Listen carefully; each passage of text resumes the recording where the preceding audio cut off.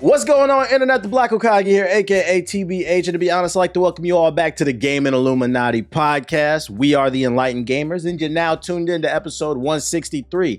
If you're watching the video show at youtube.com/GI updates, know this show is available on Apple, Spotify, Amazon, and all other major podcast platforms. Also, be sure to rate the show 5 stars on Apple and Spotify. We need your 5-star rating to move up in the charts and bring in new listeners. Also, feel free to follow the podcast on social media. We drop daily content on our pages. We're available on TikTok, Twitter, and Instagram. Our handle on every platform is at GI Updates. If you want to join the Discord, our Discord is discord.gg/GI Updates. Links to all our social media platforms will be in the description box below at youtube.com/GI Updates. Now, without further ado, allow me to introduce you to my co-host, the first of which got his baseball fit on because he's ready to go to bat for the Yakuza series. UTX Yakuza the Don. Say what up to the people. What's good? What's good? What's good? Welcome to back to another episode of the most inconsistent gaming podcast. You saw that comment? Right. I saw that comment too. I was like, really? You know, it's funny. I read that and I said, y'all keep coming back. I said, what does that have to do with you hitting the like button? Like, what does that have to do with anything? That's crazy. Hey, hit look, the like man, button, we'll be more consistent.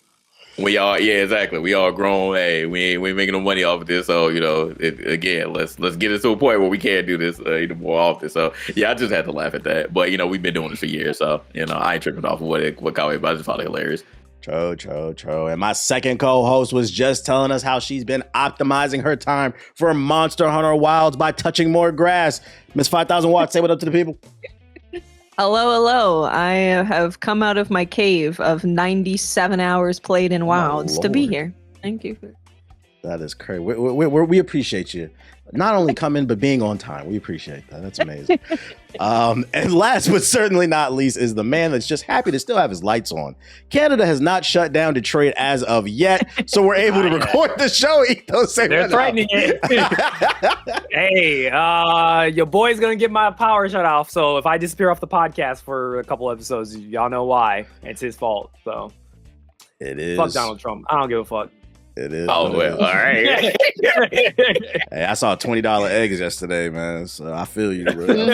It's crazy. Lord. So yeah, a bunch of stuff has dropped since the last podcast came out. We got several games we got to talk about. We are officially in gaming season. We got more games we're going to be talking about on the next podcast as well. But for this big one, for this first one, I mean today, let's talk about some Monster Hunter Wilds. This is the new entry in the Monster Hunter series. Miss Watch has been gushing about it for the last few months. Ethos, me, and JG, this is our first time ever playing the series, and I think that was actually one of their goals, Capcom, to actually introduce a lot of new people into the series. And I saw that it's been wildly successful, not to do a pun there, but I think on the launch day, they had like 1.7 million people on Steam alone, not even counting console. People have been going crazy for it. They say that the story is a little bit more cohesive in comparison to the last one. They like all the changes to the combat and the exploration and all that. But I mean, I think you said 90 something hours on it, Watts. I mean, you're the most qualified to talk about it. So we're going to give you the floor on this one. Give us the good, bad, and the ugly on Monster Hunter Wilds. So I can start with the stuff that is not great, because I don't think the list is very long. And that is mostly PC optimization. A lot of people are struggling to get decent frame rate out of the game. So the optimization could definitely be better. I'd like to see them do more. And they will, of course. Like, I think every game company cares about their optimization. It's hard. Yeah, so that's really the only downside that I have about it.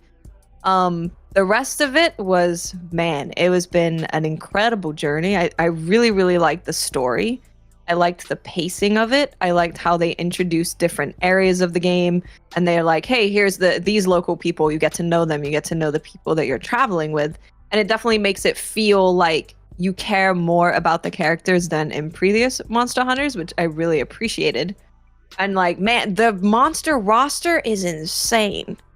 Like, all of the monsters are super unique. You've got octopus, you've got dogs, you've got chicken T-Rexes, you've got like such a wide breadth of unique monsters that I've really enjoyed every single one of them. I don't think there's a single monster that I've seen that I've thought, nah, I don't like that one. And the music is banging. The music is incredible. The soundtrack is they like Monster Hunter always has really, really good soundtracks, but this one is a step above. Like every single one, especially the Apexes, have crazy music. So I've really enjoyed that as well. And currently, I am in the end game. I'm HR, which is Hunter rank, HR 96, and I'm farming end game things. Do the monsters change in the end game, or is it kind of farming the same thing over and over? Yeah, so there's about 1/4 of the roster that you don't meet until you get post-campaign. So the way that they have it set out in Monster Hunter, especially in general, but in this one, you have low rank, which is like most of the campaign. And that's kind of, just think of it like a tutorial where it's really giving you breathing room to get to know the game and the systems and your weapons and how the game works. Like they're not going to push you super hard. You're not going to be stuck on a fight for, like weeks or something. And then after the credits roll, that's kind of like the beginning of like, okay, now welcome to Monster Hunter. So you do have more story post the credits rolling in high rank. But there's only a little bit. It kind of just like, rounds it out a little bit. So there is more of that. There's more monsters to hunt that you haven't seen. There's more cutscenes to experience. There's more armor to get. There's more weapons. There's a whole other weapon system in the end game where you're making this thing called Artian weapons. And you're basically taking a bunch of materials and trying to craft your perfect weapon with the right attack, the right element, the right affinity. And you're trying to roll on all of the stats that you want. So that's kind of a big part of the end game. Okay. And Ethos, you've been on it heavy. Give us some thoughts on the Monster Hunter Wilds. I actually enjoyed it. I put hold on, let me check. Let me pull my gamer card real quick here. Yeah, let me pull my gamer in. Let's see. I put like over 70 hours on the game, so I put in quite a bit of time too. I thought, I liked it. Just for you to say it's all right. Yeah, 70 hours, it's all right. It's all right. I mean, compared to what I've seen other people do, I'm like, I don't have nowhere near as many hours as y'all. Y'all talking about comparatively, y'all, both of y'all got a lot. Half the roster. It's a lot of hours. But I got it I got like a day early, so I did get kind of a head start. I tried to get into Monster Hunter a couple times. I tried to get into it when Worlds came out, and I think Worlds was just like too much, like way too early. I was just like getting overwhelmed with a lot of like the UI and stuff like that. And then I had a dragon attack me out of nowhere, and I was just like, I can't figure this out without like someone to help me. So haven't really touched Worlds a lot. And then Rise was something I was interested in, but I was on the Switch, so that was a whole other thing. I was like, I don't want to play this on the Switch. But this one I was like, okay, I'm gonna give it a genuine shake. I'm gonna play it, and I'm glad I did. I haven't had a game like a grind game like this for a minute. I think like the last one like I was into a bit was like probably like Destiny 2 when like Final Shape was out, or like Final Fantasy. But I've kind of taken those games off of like a break for quite some time. So this was a nice game to like replace those games.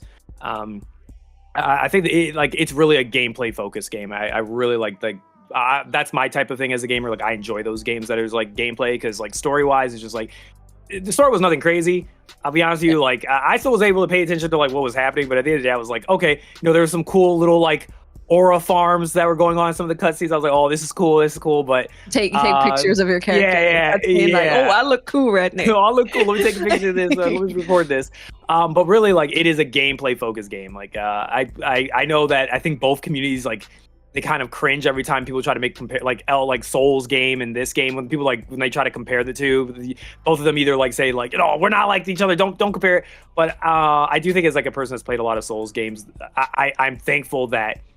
Because I did play a lot of Souls games. When I jumped into Monster Hunter, I didn't feel like I was like mechanically like I was like, oh, okay. I was like, okay, this makes sense to me. Like the idea of like making your attacks have meaning, like timing your attacks, like those things that you learn like a lot of times in Souls games, like it carries over to here. I'd argue and say Monster Hunter is a little bit more punishing about it, because Souls games gives you a lot of like evasion, iframes, windows to dodge and stuff like that. This game does not give you that much unless you build your character a certain type of way. But I enjoyed it. Like I liked the long sword. I tried Greatsword at first, but it was way too slow for me. So I switched to Longsword and was acting like an anime samurai character. And then recently I've been doing Gun Lance quite a bit, mixing it out. So I've been doing that. Tried doing a little bit of bow, also trying to do a little bit of charge axe, I think Charge blade. Yeah, charge blade. So yeah, I've been trying to touch like every single weapon to see, what other ones I might like now that I'm done with the story. I'm in what's it called? High level? High rank. High rank. Yeah, I've been in high rank for a while. I beat up a lot of monsters. I've skinned a lot of monsters. I've worn them on a coat. The drip was immaculate. I got a couple of videos out there. The drip was absolutely immaculate. But yeah, I genuinely I definitely see it as a game of the year contender. Probably will definitely be nominated for that. I agree with Watt. So really the only the really big con that I have for it is just the performance on PC is almost abysmal. I had to go and do some like surgery and like with config files, and I actually started using AMD's FSR because for some reason it gives you better performance than DLSS for some reason. I don't know why that's happening, but it worked with mine, so my 3080 is getting more frames, so I at least get it. So at least it's something like playable now. But yeah, that's stuff that like I've played against games. As long as the game is really fun, I can. There's definitely I have like a threshold where like I can still like even if the performance is really bad, I can still keep playing it.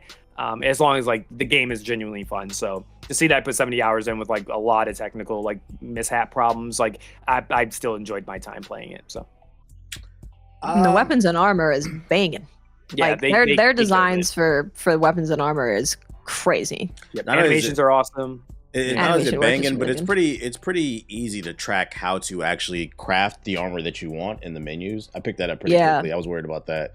I think the game is gorgeous. That's one of the positives I'll give. When you're in the open areas where there's a good amount of sunlight, when you're in the kind of those gray areas, then the game looks kind of muddy. But I know that's by design. I just preferred the more vibrant look. When it has that going, the game is really gorgeous.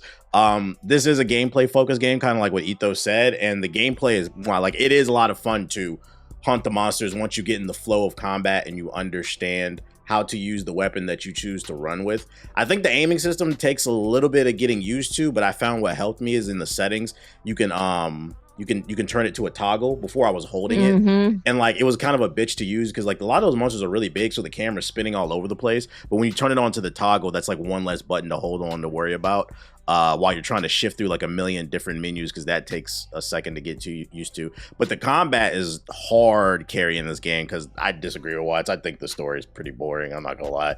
I was really trying, but I was just like, skip. Let's get back to hunting these monsters. I'm just trying to level up my armor and stuff like that. But the good thing is the gameplay is so good, in my opinion, it carries. Like, you might enjoy the story, I didn't, but the gameplay hard carries it, so I'm not too worried about that. And I think it's really cool that, late game or in game, they're going to be releasing like a lot of different content, so it's a game that you can just hop back on right away and hunt something even more dangerous than before, so to keep people coming back. I don't have as many hours on it as y'all, but I can say that, like, based off what I played, it does feel like a game of the year contender. I don't know if it'll be personally mine, because I'm not the Monster Hunter guy, but I see why people love the series, and I think this is the right one to get people into it, because I think they streamlined a bunch of the systems to help it. It's still a clusterfuck, but it's not as much of a clusterfuck.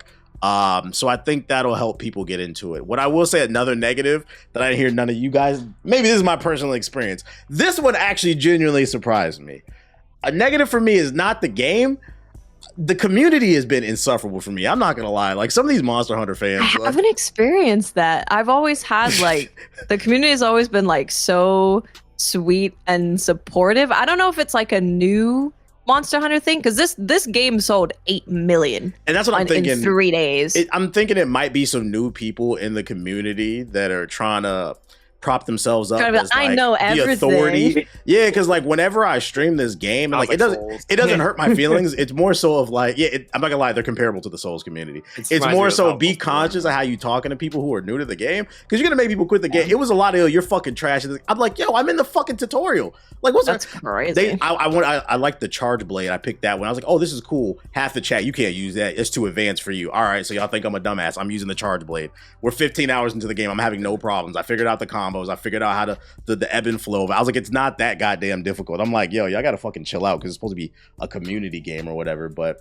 other than that and the optimization, this is a game of the year nomination for me. What you think though, Jay? I've only played the demo, so I have no opinion about this game at all. What a fraud! Freaking that's game number 1, 2025. He ain't play. Let's put that on the list because they swear they playing these games. Jay. They swear they playing these games. I'm sorry, Watts. I cannot get myself to play this game yet. I might get to it, but if Onimusha wasn't coming out, like honestly, I would have been like the biggest hater Hold on. the numbers that Monster Hunter got. I would have been the biggest hater. What does that have to do with anything? It comes out 2026, but the fact that they announced it, you already know the deal. So because Onimusha comes out in 2026, you can't play this game in 2025. What? I didn't say that. What are you talking about? I gave another opinion. I said I cannot play this game now, but I brought up another. This is a separate point.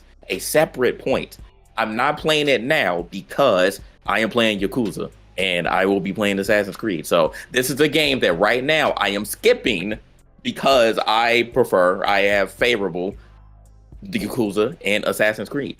I don't want to get into Monster Hunter right now. I played the demo and I was like, it's cool, but it's not something that I want to get into right now and waste all that time because I just can't deal with the super grindy games right now. Again, my life is not set up like that. So when I found out even though the story is, once I heard Ito say it was pretty short, I'm like, okay, but still, Yakuza came out. I'm like, my priority is Yakuza, so that's what I'm playing. Ethos, I can't play the first Berserker this month because I got to play Mass Effect in 2028. So Mass Effect 5. Just like okay. I was gonna say you just I did not say that. Wow. The good news is though, if you have any curiosity, jokes aside, if you do have any curiosity from the game, the game is really short. It's only like 10 to 15 hours the story, and then on top of that, you can kind of turn your brain off. Like once you learn the combat, because unless you really like the story, it's a very gameplay focused game. It's one of those games you can lay on the couch or in the bed and just fight monsters and shit like that. It's not like, I feel like with Yakuza, you have to really sit up and pay attention if you want to get the most out of it, I think. But ultimately, that's up to you. This guy, again, the newbie, trying to tell everybody about Yakuza anyways. I'm the Yakuza authority here now. Yeah, absolutely not. Absolutely not. I'm telling you that way. No, absolutely not. You're not going to do that here. But that's cool though. Like I said, I just have different priorities. I was just like, I wasn't captivated by the demo, honestly. It's just not my style right now. I will play it eventually, but it's not piquing my interest. But I will say the majority of GI is playing it. Like all of y'all playing it, Siggy's playing it, Steve is playing it. So more people are getting into it. I feel like this is again comparable to Elden Ring, where nobody was playing Souls games except for a few people. Now more people are trying it out, and they genuinely enjoy it. Like Siggy's addicted, and I know when Siggy gets into a game, he's locked in. Like he will play the mess out of a game, and Wilds is it for him right now. It was Rivals, but now that Wilds come out, he is totally on it. So I don't know if he's come to you or Homeless for any tips, Watts, or even Ethos, but I know he's been super locked in. Like as for you, I don't know if he's been playing more solo. Has he been playing with anybody? Y'all been playing together? He's been playing with like Nomad. Ethos, Siggy, Nomad. And Nomad playing it too. Yeah, but I just been playing with like Dan and Dolphin. They've just been like showing me the ropes. Carrying you? Oh, so you still playing with the Rivals crew, okay. What does that mean? I see what you go. This man segmented. I like to play with people who are good at the game. I'm sorry. God forgive me. I ain't good at the game. I want to play with people who are good at the games I play with. The crazy part is, Jay, every time me and Ethos and play together, did we not slay every monster together? What is the fucking problem? God, what are you talking about? You're always busy. Crazy, bro. You're in a different time zone. I never can play with you. You're always playing late, and I'm like, I'm too tired for this. I'm old. I'm 30. I can't stay up like when you play your games. You're in a different time zone. You're 3 hours behind me. You're in the past. I can't play with you. Yeah, well, you're gonna be 1,000 years behind me when them lights go out. What's the name? To cap it off, I would just say, like, if you're curious about Monster Hunter at all, if you like good combat, I think Monster Hunter is a great game to play because their combat, their animations, all of that is incredible. And this is definitely the best one that they've made to get you into it. It's not super punishing throughout the story, so you can spend your time getting used to things. They introduce things to you properly instead of just being like, okay, you opened up the game, here's like 7 things for you to read. They introduce it a little bit slower. And in terms of like what you can end up doing, but when you get into high rank, you're making builds, you're making a bunch of different builds. There's a bunch of really interesting build making. So if you're into making builds and good combat, it's also good for that. And then they're putting out a title update at the very beginning of April, which is going to bring a new monster and they're also bringing a monster that is higher than the current difficulty that we have. So the way that Monster Hunter does things is like you've got low rank, you've got high rank, and then we've got tempered monsters, which are like currently the hardest monsters. There's going to be something above that.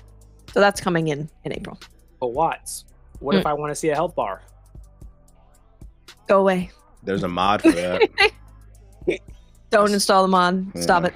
Is that just the lore? Like, is Monster Hunter just always been like that? Like, you just continue to whack on the monster paws until they go away, and there's just no, like, is that part of the lore, just to not know how much health the monster has? Like, is that, so you generally know the way that they've done it is this is a monster hunting RPG is like how I'd like to explain it to people. It's not like a boss rush game. It's you are being a monster hunter. So when you're fighting the monsters, the way that they tell you, first of all, there's a heartbeat in the bottom left side of the screen. And as they get lower health, the heart will like go lower and lower. There's also a skull that pops up when they're nearly dead.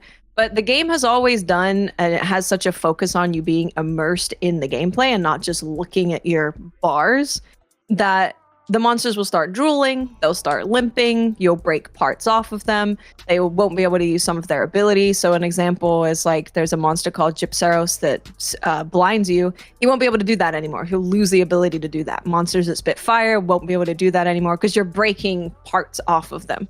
So it's pretty easy to tell how much you've beat up a monster. And then they'll tell you, I think it's at 20% health, the heartbeat will get much smaller. So you know that like, oh, okay, they're getting pretty low, and then the skull will happen, and you know that they're damn near dead. So they have a bunch attention. of things.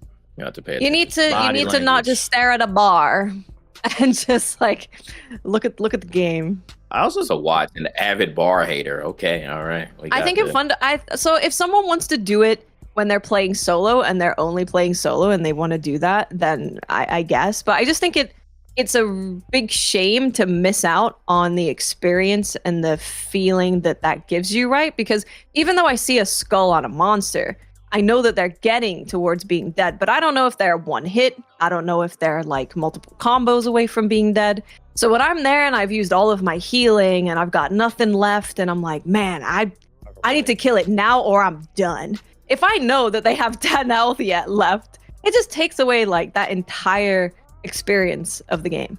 So I think it does go against the design of the game, and I think you're missing out on a lot if you Pokemon has cooked up y'all's brain. Y'all just think that's an interesting perspective. I'm not mad at it. Yeah, it's weird at first, but then once you get better at the mechanics, you will start to notice all the cues in the monsters. It's not that big of a deal. I also think the game is meant to be played co-op, because like I know the monsters are supposed to scale when you play co-op, but I'm not gonna lie, we played co-op, we was running through them damn monsters, so like it's really not that big of a deal. I feel like solo, it took me longer to kill monsters.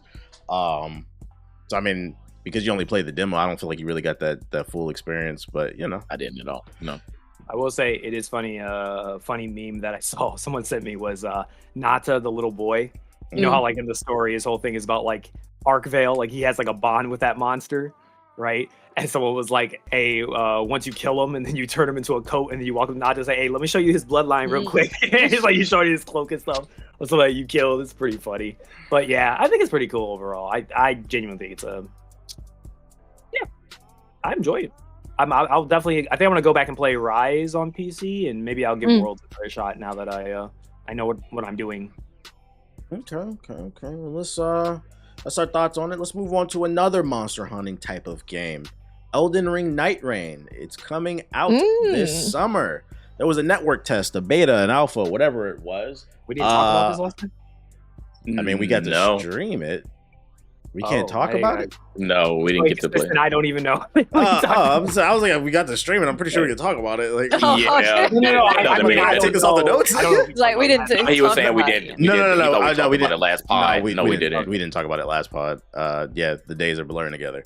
Elden Ring Nightreign. If you're not keeping up with it, it's a new spin-off title where what's the name? From Software is taking assets and flipping them and making a roguelike type of game where basically it's a run and there's 3 days and 3 nights, and at the end of every night there's a boss, and then at the end of the third night there's a final big boss, and you're basically running around, you're collecting loot, getting better weapons, fighting the bosses throughout the environment, trying to level up your gear. all while not trying to die. We finally got to play the network test. Ethos, give me the 411. How are you feeling after the beta? Oh, it was awesome. I loved it. I loved every second of it. You don't remember you played it? I was gonna make a comparison to be like, it's like Monster Hunter. You go and hunt the monster and the guardian at the end. But no, I mean, I like it. I think one thing we've all been asking for a very long time was like Elden Ring co-op. This is not that. So I think for people that are like not paying attention and it's getting marketed or getting labeled as it's Elden Ring co-op, and then they buy and they're like, this isn't like, I'm not playing Elden Ring like in the format that I was used to, a couple of years ago when I played it. I do like it's different though. I think that like makes it a little more fresh than if it had just been like, okay, here's like Elden Ring, but you can play with your friends now or something like that. I do like that they've kind of designed the game to work with co-op. Especially with the bosses, I definitely could tell from like an AI standpoint like that. They've definitely done a lot of work. Kind of similar, like I've noticed now that I'm playing Monster Hunter. Monster Hunter does it too, but it's very conscious of knowing that it's not just fighting one person. That's always been kind of the weakness, I think, of like a lot of the Souls games co-op, or why people would argue and say it's easy mode is because it's always felt that like a lot of the bosses in like the Souls games and Elden Ring are designed, their bots are designed to work against 1v1. And when you introduce a second character, sometimes the locking, sometimes you get those feel bads where you're just like, how did he where he looks like they're about to swing on one person and all of a sudden it's just like 180s and turn to someone else and hits them. So like a lot of the new bosses have felt like nothing has felt like I got cheated. Like I wasn't expecting the boss to hit the person that they were going to hit. It does a lot better with projecting who they're trying to aim at. And the cool part is they've added new mechanics so that some bosses that you think you're just fighting him, they throw up mobs or there's extra stuff happening. So it kind of creates this like cool co-op teamwork idea of like, okay, I'll take care of the mobs and keep them away from you. You aggro the boss as a tank. You aggro the boss so that the boss doesn't focus our mage or our healer, and then I'll go in and do the DPS in bursts where we can try to burst them to win. So it kind of has this I'm not gonna say MMO, but MMORPG light type of dungeon experience, kind of all siphoned into this really quick boss rush type of. It's like a boss rush roguelike battle royale game co-op, and it's like they took all these different aspects and they pushed it all together, and it works. And I think that's not shocking considering that this is the same thing that Elden Ring was a couple years before it came out, where everyone was like, it's different because it's open world. Oh, will this break the formula? And it actually ended up, they nailed it. So this is another thing where it's like, is this gonna break the formula or is it gonna nail it? I think their track record at this point is they know what they're doing. I think they're gonna nail it. I think it's gonna be a cool thing. I actually genuinely think this might be the perfect game, kind of how Wilds is for Monster Hunter. I think this might be the perfect game to get people into Souls games. I think that big scare factor of being by yourself and how tough it is. Not to say that this game isn't tough, because that wolf boss was definitely a really fun challenge, but and I've died a couple times during the beta, but that's crazy. I beat it on the first try. Who are you playing with when that happened? Randoms. Oh, I was helping you. That's why you did it. That's a lie. That's a fucking lie. You're welcome. That's a fucking lie. I forgot I was in that game that you I told him center. I forgot. Yeah, I told him what to do. That's why. That's a lie. Yeah, you're welcome. Thanks for reminding me. I forgot. I'll give myself a pat. Yeah, you're welcome. Were you pinging on the map, Ethos? Because that's who the leader is. Yeah. I was. The leader is the one pinging the map. Yeah, I was definitely the one. I was the one telling him ahead of time. Hey, they're gonna split in 3. Watch out. He did. No, he did tell him. I was telling him. I was giving him. And did I not say when he was swinging that rope, I said, "Why are y'all rolling back? Just roll forward so we can attack." Y'all was running away. Don't try. Was I not the one that was also telling you, "Get ready"? He's about to swing. I got the footage. I was outside. He also did. I was outside. Yeah, don't let him try to trick you. He gave us the tag, bro. He told us before. I was giving y'all the tag. The first time I do it, that was the first time blind. I didn't know what he was doing. But anyways, what I was saying was, I was saying just like Monster Hunter, I think this is going to be the perfect game for people who your friends who you're trying to get hey, you should play Elden Ring. And they've always have that, I'm not a masochism. I'm not into masochism, or I don't think I'll be able to get into it, or I don't know. This might be the perfect game. Like, hey, try this. This is like a bite-sized version of Elden Ring, and you can play with me and play with some others. And if you like this type of feeling, once you feel comfortable enough, then maybe they'll go back and play Elden Ring or play, whatever else, Souls or something like that. So that's like my 2 cents. I think it's gonna be pretty good. I do think there's gonna be a segment of the community that is going to shun this game just because it's like a live service, multiplayer focused game with like not really I don't think they really showed up really a story or anything like that, but like it's kind of just this rush boss, and kind of what you said, TBH, it's gonna live and die on the content. Like if it drops with a lot of content day one, then it'll be ultra successful. But if it ends up being like this is just very like a small pie taste and then we're gonna add new stuff, then I don't know, it might be interpreted by the community a little bit harsher.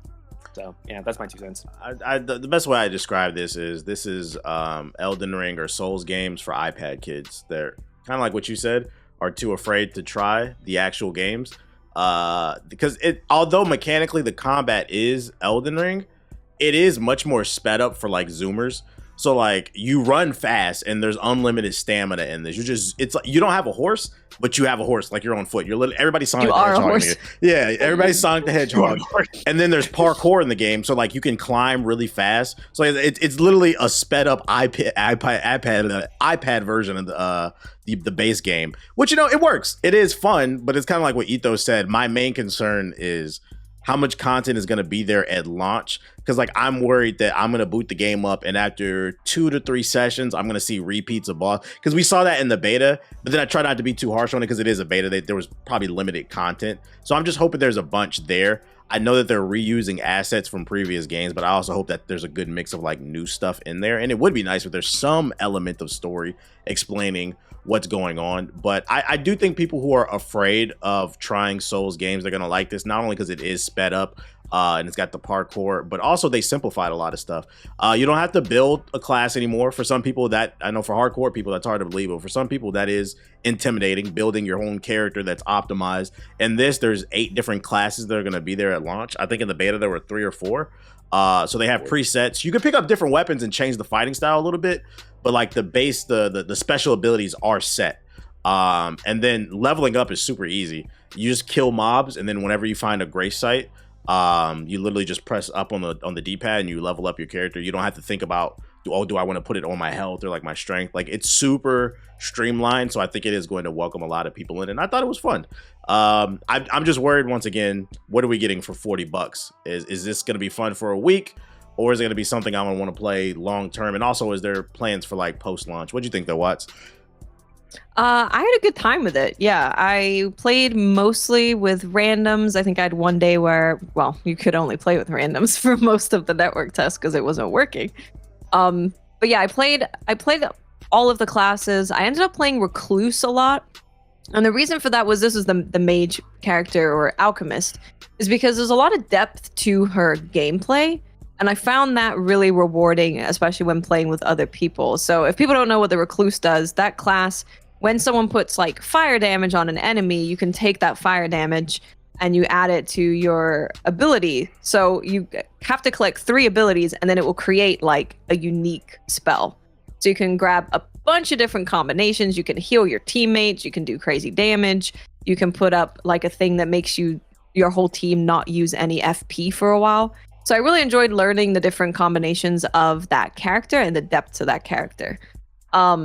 I found it, like the gameplay wise, like you said, it is Elden Ring, but here's just everything is super fast.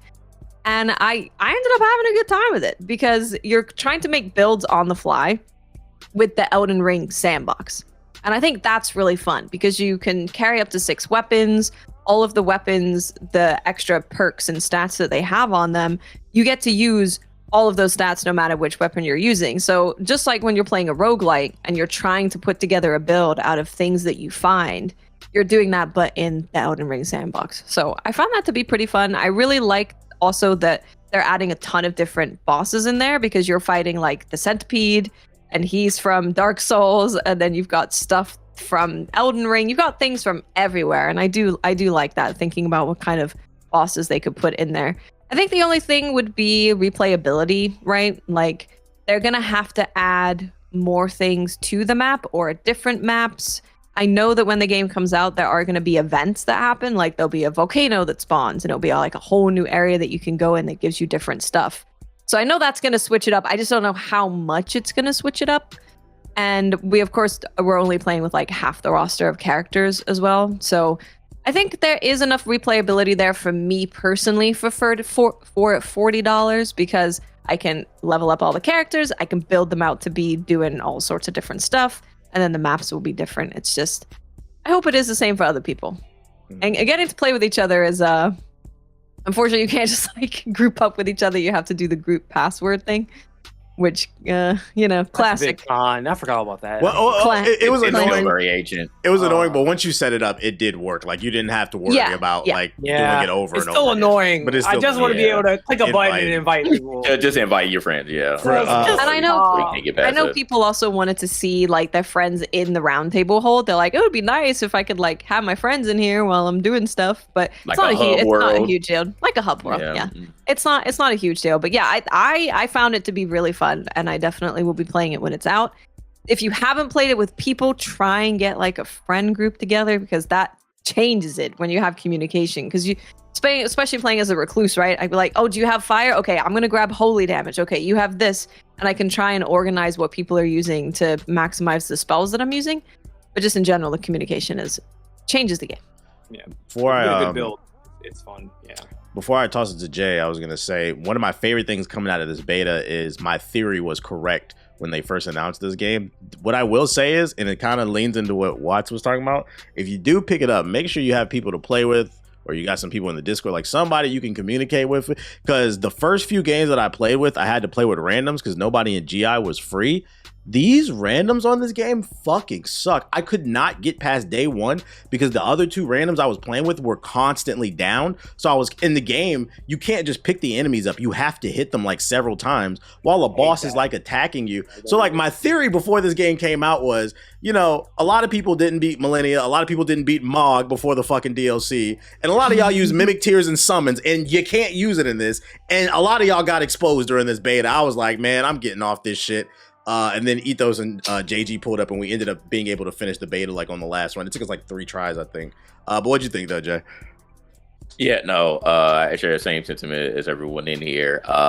Me being old, I got made fun of because I didn't know how to run at first. So I was wondering why it was so slow compared to everyone else. I thought it was because class, and I picked a mage, and once that happened, I said, oh, I have to turn my brain off because I don't know what I'm doing compared to Elden Ring. This is a totally different game. So once I turn my brain off and I understand the mechanics of what what is being played before me in Nightreign, then it made sense and we were able to continue. But I was definitely struggling at first because I just didn't understand the mechanics there. But I will say this, I like how the game forces you to play with weapons that you've never played with before. If you see a weapon that you were like, I would never touch this in a regular game because like this just like I don't play with lances, for example. But I picked up a fire lance. I was like, you know what? This is fire. It's actually melting people. So it was interesting. Like it does teach you to play with those different weapons that you would normally never try if it had good stats, at the time, and that's probably all that you have at that very point. So that was cool. I did like that. I did like the different areas, and it forcing you to go to the whatever the circle is in, and forcing you to go to that specific area. And seeing Margit for the first time, oh my god, we almost got slaughtered, bro. I love when he invades. Yeah, it's a different Margit, y'all. So it the crap out of me. Yeah, no, he was teleporting and stuff. Like it was insane. Like how strong he was. So like getting past him, like he's actually very menacing in Nightreign. So that was very cool. So I enjoyed every bit of it. But I definitely had some struggles. Obviously it's a network test. So like I couldn't even get in the game at first. I kept coming up with errors and I had to restart my PS5. And then once I did, and TBH was like, oh, you got a PS4? I was like, I can't even get on the damn game. Like I have a PS4. I'm like, here you go. with the jokes. I was like, no, I don't have a PS4. So I had to like restart my PS5 and then after that, then I was able to get back in. But yeah, the whole thing about like still having to put in a code to get in with your friends. It's annoying, but whatever. When it works, it works. So hopefully, we don't continue to have those problems when the retail game comes out. So yeah, as long as it has the content and these extra 4 classes are fire. Because honestly, I didn't like the mage at first. I definitely was running through my FP super fast, and I was like, damn, I'm kind of useless here. I don't even know what to do. I want to be a mage, but I had to literally pivot and just get a regular melee weapon at times until I found some more FP. So it was weird in those particular instances. But once you find a class that you like, and I'm sure I'll find something else once a retail game comes out, then I think it'll be a better time. But yeah, I enjoyed myself once I learned the mechanics, and we ended up getting through it. So it was a fun time, stressful time, but it was definitely fun. It is stressful. It is because everything moves so fast. And you're trying to read everything that you're picking up, and you're like, guys, we gotta go. It's a constant screaming of we gotta go here. So it definitely is stressful. I don't normally play mages, but her gameplay loop was really fun. And for FP, you have to but every time you take a spell off of an enemy, it restores your FP. So you kind of just have to balance that in an interesting way. She's just got a lot more going on than all of the other characters. I actually hope that there is another character that has something like that, because the others are great. I love Duchess, she's great, but the depth of the recluse is really cool. Hope to see more of them. I'm sure Jay could give you some tips on how to play a mage. He was, No, apparently Watts got it. I didn't have time to learn. I was man, I picked the mage. It's a lot. And I was bro, I can't do anything. I'm useless out here. I will die. She is not just a mage. Yeah, she's more like an alchemist, I think. Mixing all of the different spells, and that's such a huge part that yeah. I tried. I was I can't figure out this. I kept running out of mana. I was I can't do this. Exactly. I was I can't even get to the part where I'm having fun, where I'm contributing to my team. That skill doesn't use any mana, which is really nice. But your regular spells do. That's what I thought. I thought I had to spam my regular abilities. So I was spamming them, and I was why am I out of mana? Yeah, I didn't even get to the part of trying my actual abilities. I was just doing regular attacks, and I was well, I'm out of mana. What am I doing here? I think you'll like her if you like mages, Jay. I think you will enjoy her when the game comes out and you're able to try. I just need the crack rock spell. If I got that, I'm good. All of them are good except for the bird dude. I just did not like playing bird dude. I've heard a lot of people not liking bird dude. I didn't really play him, so I don't. Weird. Yeah, he's slow. He's the slowest character, so he runs slow. He has terrible his stamina. When he dodges, he uses up so much. So you got to rely on shielding almost everything. Yeah, I didn't like it. It's only gonna be $40. I mean, it's a cop. Hopefully, they deliver on the content and keep people interested. I think it's also cool because you can just hop on and run a few sessions and then get off. It's not like an overcommitment where you got to make this build and really dive into this world. So I think that's what it's got going for it. Hopefully it turns out to be good when it drops. I think in May, I believe. It is May. Yep. May. Elden Ring Nightreign. Look out for it. I'm about to give the floor to our resident Yakuza expert because next we're moving into Like a Dragon Pirate Yakuza in Hawaii, which is the newest entry in the series of a million different Yakuza games. This game caught my attention because I saw him doing air combos as a pirate. The combat looked really fun.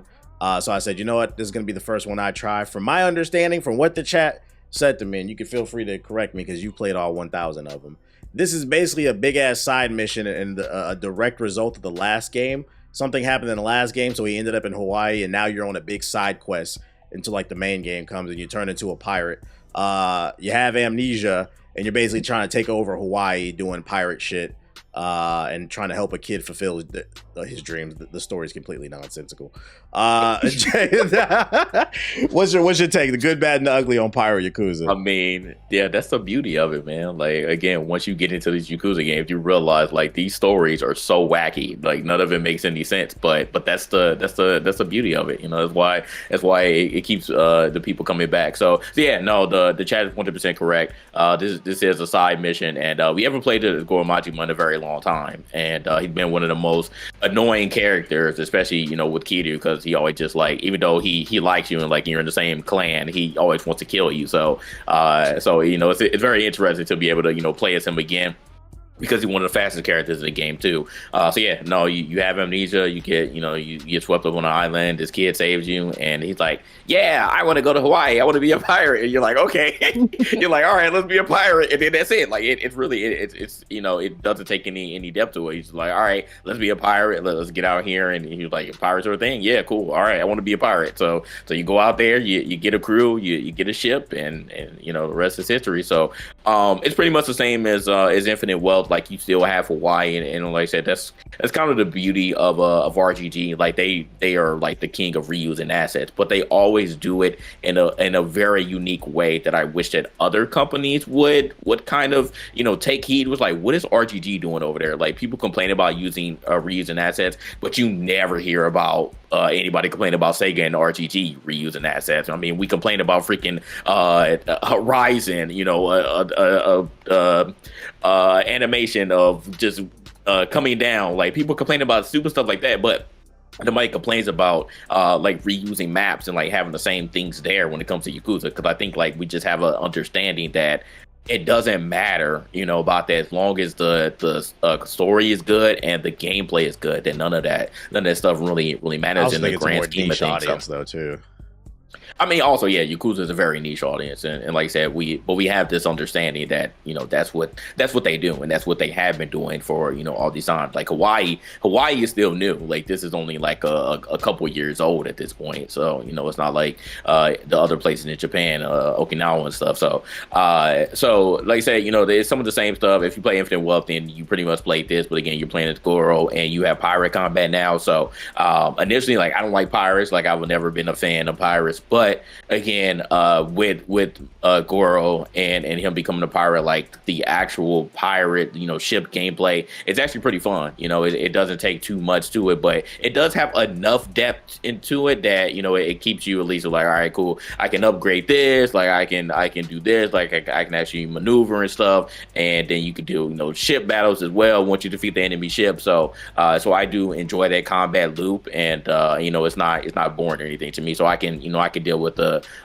whole pirate theme here, because it is actually pretty fun, and you get to explore the the seven seas, and they have different areas that you can go to. So it's not just like one big map. There are different like sub worlds that you can go to when you're out there in the seas as well. So it's very fun. The combat is very fun. It's pretty much what you are aware of, but since you're a pirate, you have different moves. You have your sword, you have your gun. We even have like some other elements. Once you get further in the game, you get different weapons and abilities as well. I'm not going to spoil that. So it's been pretty fun so far. I'm only in chapter 3, but I'm doing like all the ship combat right now, this big side mission currently. So it's been super fun for me, pretty much what I am used to. And I would say Yakuza and RGG, they have another banger on their hands. It's very fun.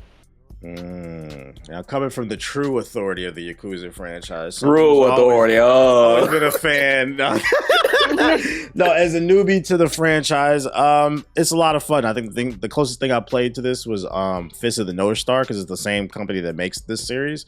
So the combat is similar to Fist of the North Star, so I already know I was gonna like that. I think what impressed me about this game is I find it very rare that a video game is actually funny. I feel like there's a lot of games out there that try to be funny, but they rarely ever make me laugh.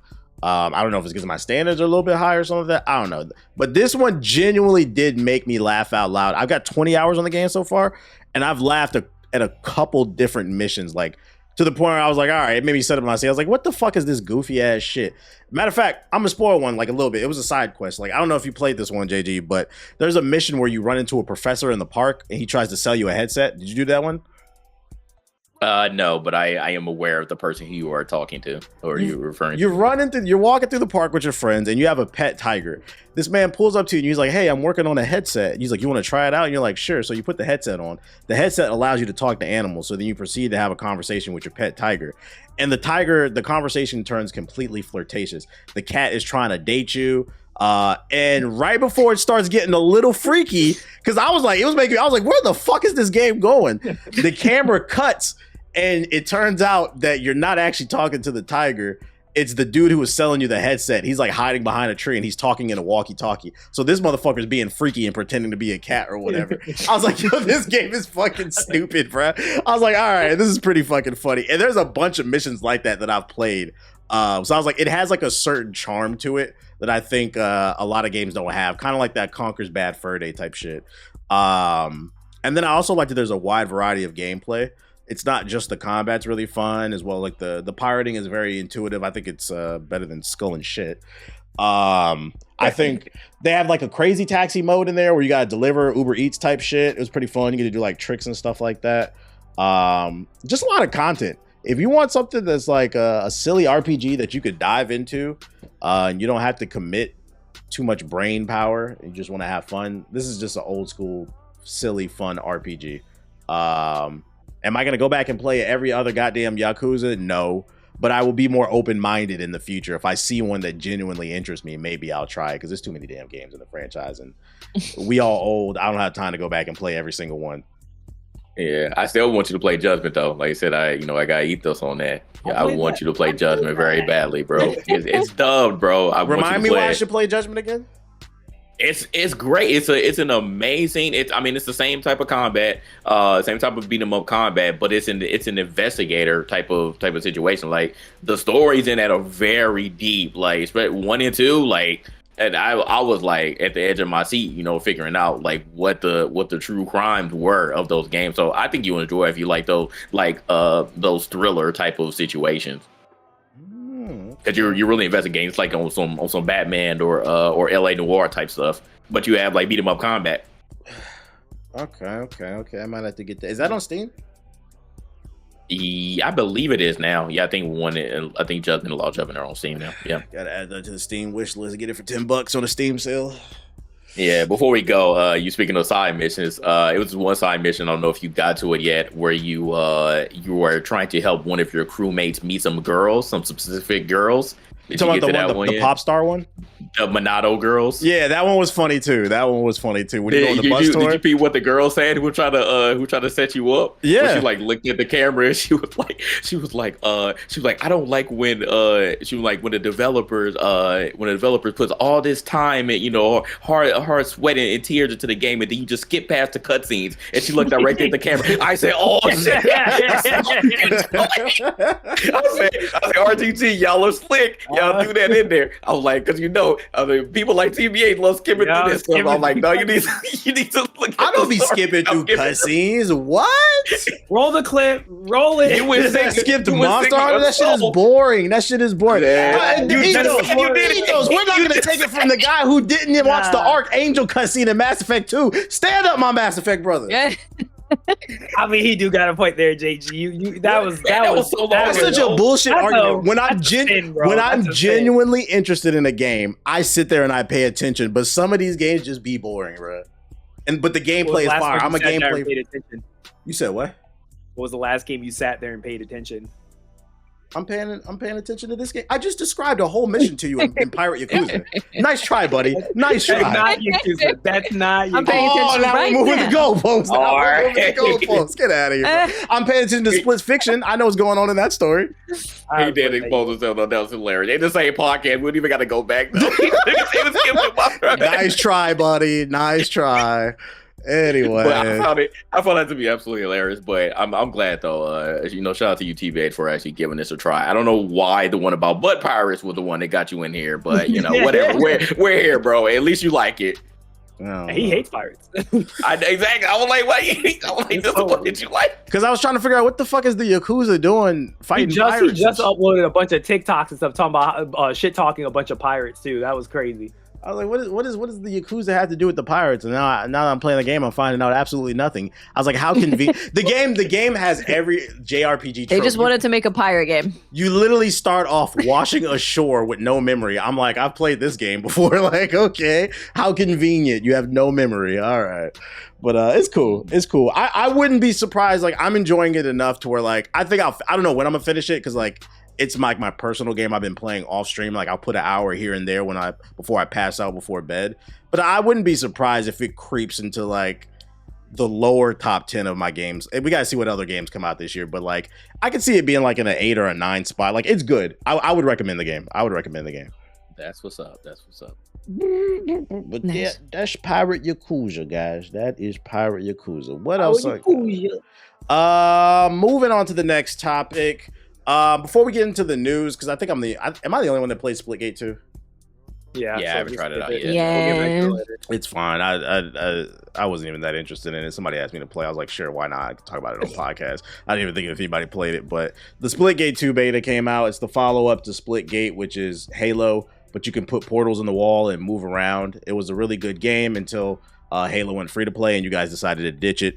But the sequel for the beta That was is what out. happened. That's what You ain't happened. lying though. You're not lying, man. You guys switched up real quick.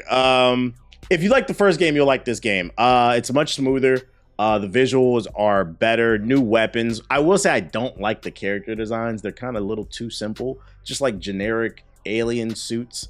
I think they need to really work on that, especially in this economy where people like fancy skins and stuff like that. But the gameplay is smoother. It's faster than ever. If you like the first one, I feel like you're going to like this one. I don't feel like it's doing that much different. It just feels, it's hard to explain. It just feels crisper. It feels smoother. And it's still very satisfying to make plays where you put a portal on a wall and then get behind the enemy, kill him, and then like dip out. Like it does reward people who think about their flanks and stuff like that. I think they said the game is supposed to come out later in 2025. So if you didn't get a chance to play the beta, you'll get a chance to when the full game drops. But it was cool. I find as I get older, I'm enjoying more of these games where I can just hop on and play a couple matches and get off. Because Lord knows I'd be tired all the goddamn time. I think there's space for it. I think people just got to be willing to give it a chance and don't pull Halo is free. Let me go try this shit out and ditch it. And I quote, "Halo is back, baby." Yo, We're excited. I remember when that announcement came out because like everybody was on Splitgate. I remember we were still working at G4 and I was literally standing right next to Golden Boy. He was like, "Holy shit." He was like, "What, TBH, check your phone." He damn near threw his phone. He's like, "Halo just dropped it. It's free to play." He had a video to shoot. This man, he said, "Fuck that. I'm going to play Halo at my desk." He was so That sounds dramatic. like Shout out to Golden Boy. He was so dramatic about that. Bro. I don't even play Halo no more. I remember I was like driving home from work. I said, holy shit. I said, no, it came out right now. No, I ran over. We all Everyone's that not gonna- shit. You tell me if you didn't randomly wake up one day and it was like, "Here's Mass Effect demo," you wouldn't just immediately be like, "Fuck whatever the fuck I'm doing." Nah, I feel that. Yeah, that was his game. Yeah, I feel like because you're a Halo head, JJ, you'll like it though. You'll like it. Yeah, no, I like I said, I mean, it's a good departure from Call of Duty, and like I said, I don't know what happened with me and Halo Infinite. I think it was just the content, so the lack of content thereof. So yeah, I mean, when I looked at Splitgate 2, I was like, you know what, this actually looks all right. Like with the, the classes are a little bit different from what we're used to, but I think I could get used to that, that change in gameplay.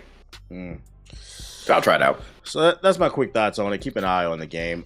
Before we get into the news, I got some quickies just because like I don't know if there's really a lot to dig too deep into, so I'm just gonna bring this stuff up real quick and y'all can chime in if you want to.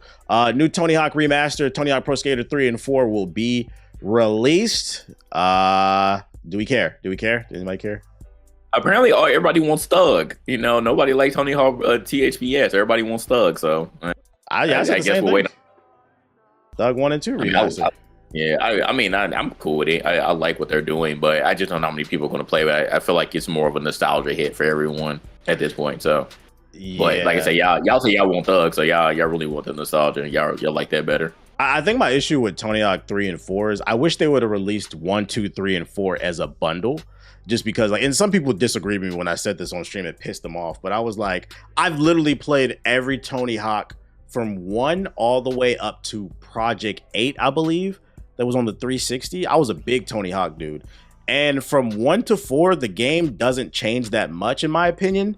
The biggest change was from 1 to 2. But from 2 to 3 and 4, once they introduced the manual mechanic to continue your combo, I didn't feel like the game evolved that much. Versus when Thug and 1 and 2 came out and they implemented the story and all that wacky shit and being able to get off the board. So that's why me personally, I'm like, if it was on sale, maybe I'd try it, but I don't need it day one. But the good news is it's coming out on Game Pass. So I mean, you can try it for free and it's dropping in July. Any thoughts, Ethos, Watts? I don't play it. No, I don't play either. Okay. I played it like over a friend's house, but I'm not that crazy about it. We got some positive news. Call of Duty 2026 is ditching the PS4 and the last Xbox. Ooh, finally. Developers are finally giving up on the 15-year-old consoles. That's crazy. I know you're happy about that. I am. I'm so tired of the PS4 nation, man. I read there's 97 million daily active users on the PS. Get off that shit, man. I'm tired of y'all playing. What? I don't know. GTA still? Minecraft, Fortnite still? These motherfuckers be on social media talking about the games don't look different. You're on a 15-year-old console. That's why it doesn't look any different. Jesus, man. That is annoying. Yeah, like I said, some people just don't have the authority to speak about things. Like, just don't give us your opinion, please. And we're past that, bro. We're in a new generation. You're still in the past complaining about graphics and the way that something plays. How did BG3 beat Spider-Man 2? How would you know? You're on PS4. Like, what are we talking about, man? These numbers, that's why I constantly bringing these numbers up, man. I'm going to keep doing that shit to expose y'all. Last but not least, Fable was delayed till 2026. So anybody was looking forward to it, it was supposed to come out this year, the reboot of the franchise. They also released some gameplay. It got released. I don't personally care because at the end of 2024, and this is before I think Xbox had announced like a bunch of different games. There was like 40 games that I wanted to play coming out. So really it's like 45, I think, maybe 50 in 2025. I've got enough games to play. I don't care. I'm already overwhelmed and we're only in March. What y'all think though? The gameplay looked good though. Like the delay, I'm like, sure, because like as long as you need to take, I don't mind. But the gameplay did actually look good. I think the game looked really good, and I think the animation work looked good, and combat looked like it's gonna be fun. Because that's kind of my big thing with Fable. I never really got super into Fable. But the way that this one is looking looks like I could have fun with this one. Cool. I'm a super Fable head, so I'm excited. It looks cool. Mm-hmm. I'd never played Fable. This will be my first one, so I'm excited about it. What? Me neither. Hold on. I thought you played Fable 2 back in the day. You didn't play one Fable? I've never played Fable. I was a Gears head. Oh, you were a shooter, bro. Okay, I understand. Yeah, he definitely. I still have my original copies of Mass Effect on 360. Don't play me. I'll pull them out right now.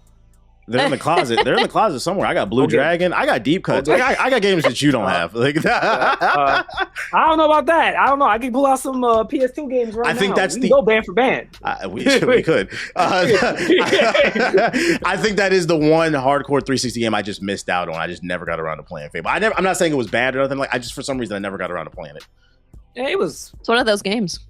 It was cool. It was like a cool RPG. It wasn't nothing too crazy. Nothing like a Fallout or which I think what RPGs were like crazy back then. I wouldn't say it's like crazy like Mass Effect was like from an RPG perspective, but it was cool. I like the story. I really like Fable 2. Fable 3 was. Well, we don't talk about Fable 3, but Fable 2 was You think you think Fable 2026 will be a day one on PS5?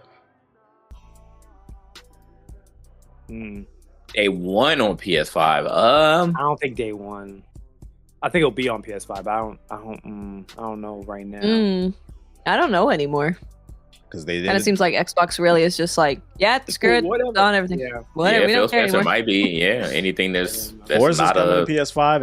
Anything is possible. Yeah, I don't know. Maybe they're just gonna do the whole Sony thing where they wait like a couple months. Like it's like maybe. But we wait for like 6 months or a year on Xbox, and then we just put it to PS5. I don't know.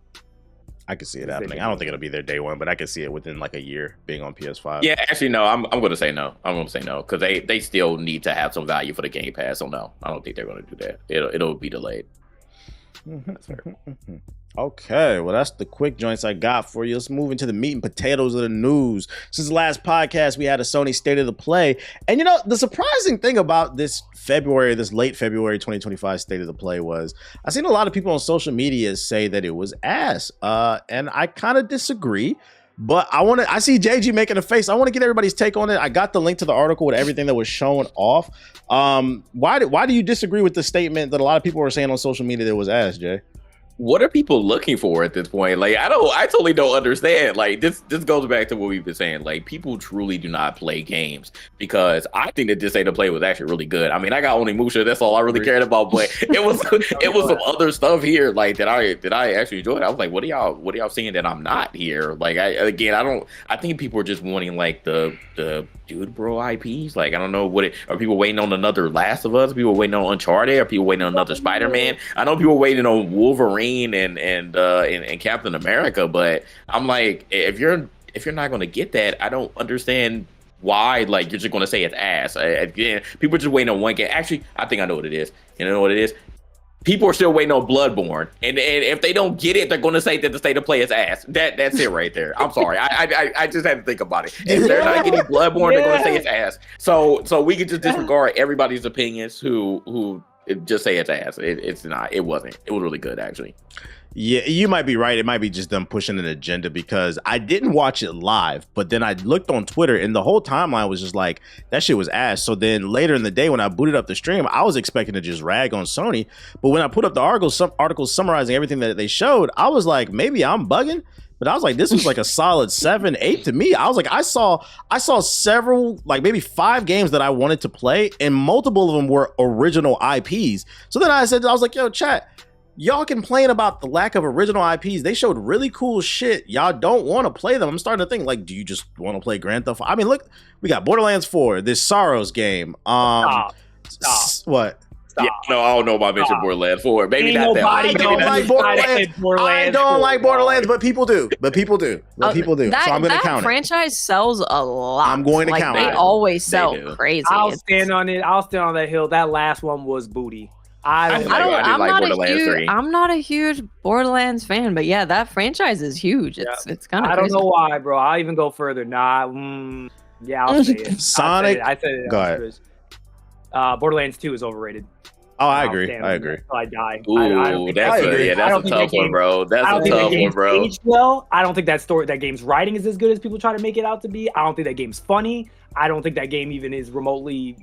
The only thing that shit did was it innovated looting. That's the only thing I give that game credit for. That's it. But everything else, everyone tries to praise that game for. No, I don't agree with it. I think it is aged like spoiled milk as time has gone on.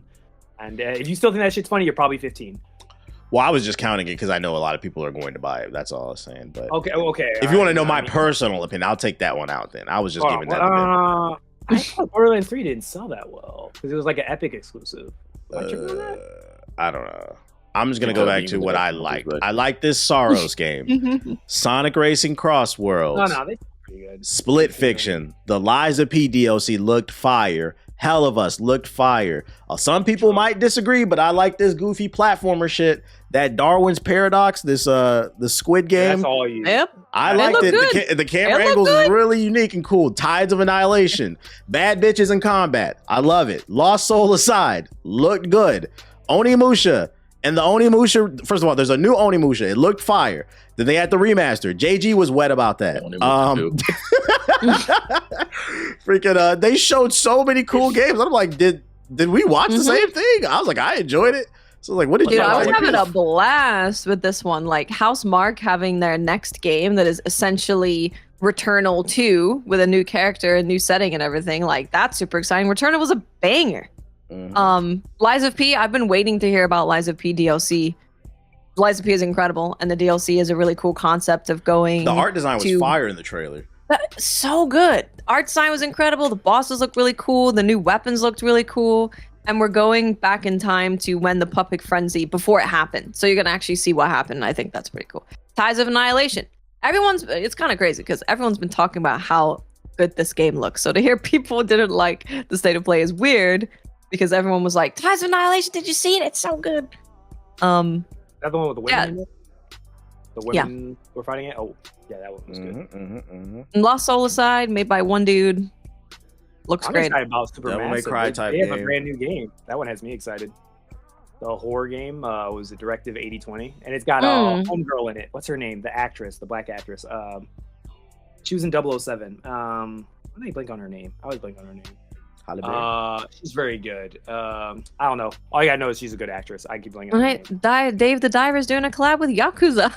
Yeah, Like, I'm watching this trailer back for Tides of Annihilation. The visuals are fucking amazing. This looks like it's pushing PS4 hardware to like its limits. Thank God, because I'm tired of these PS4 games. On this article, I go to the comments, and the top thing I see immediately is Sony is falling from grace. And I told you, you think I'm making this up? I told you. I saw it. I saw it on Twitter. This is rage bait. What it are has they to be talking about? That had to be the worst 40+ minutes I've seen in a long time. There's no need for a state of play. And I'm genuinely there was so many bangers. What a way to end it on a non-gameplay trailer. I'm disappointed in Sony. I feel like since Xbox has become third party, they're gonna care less and less of doing stuff. I even don't like original IP.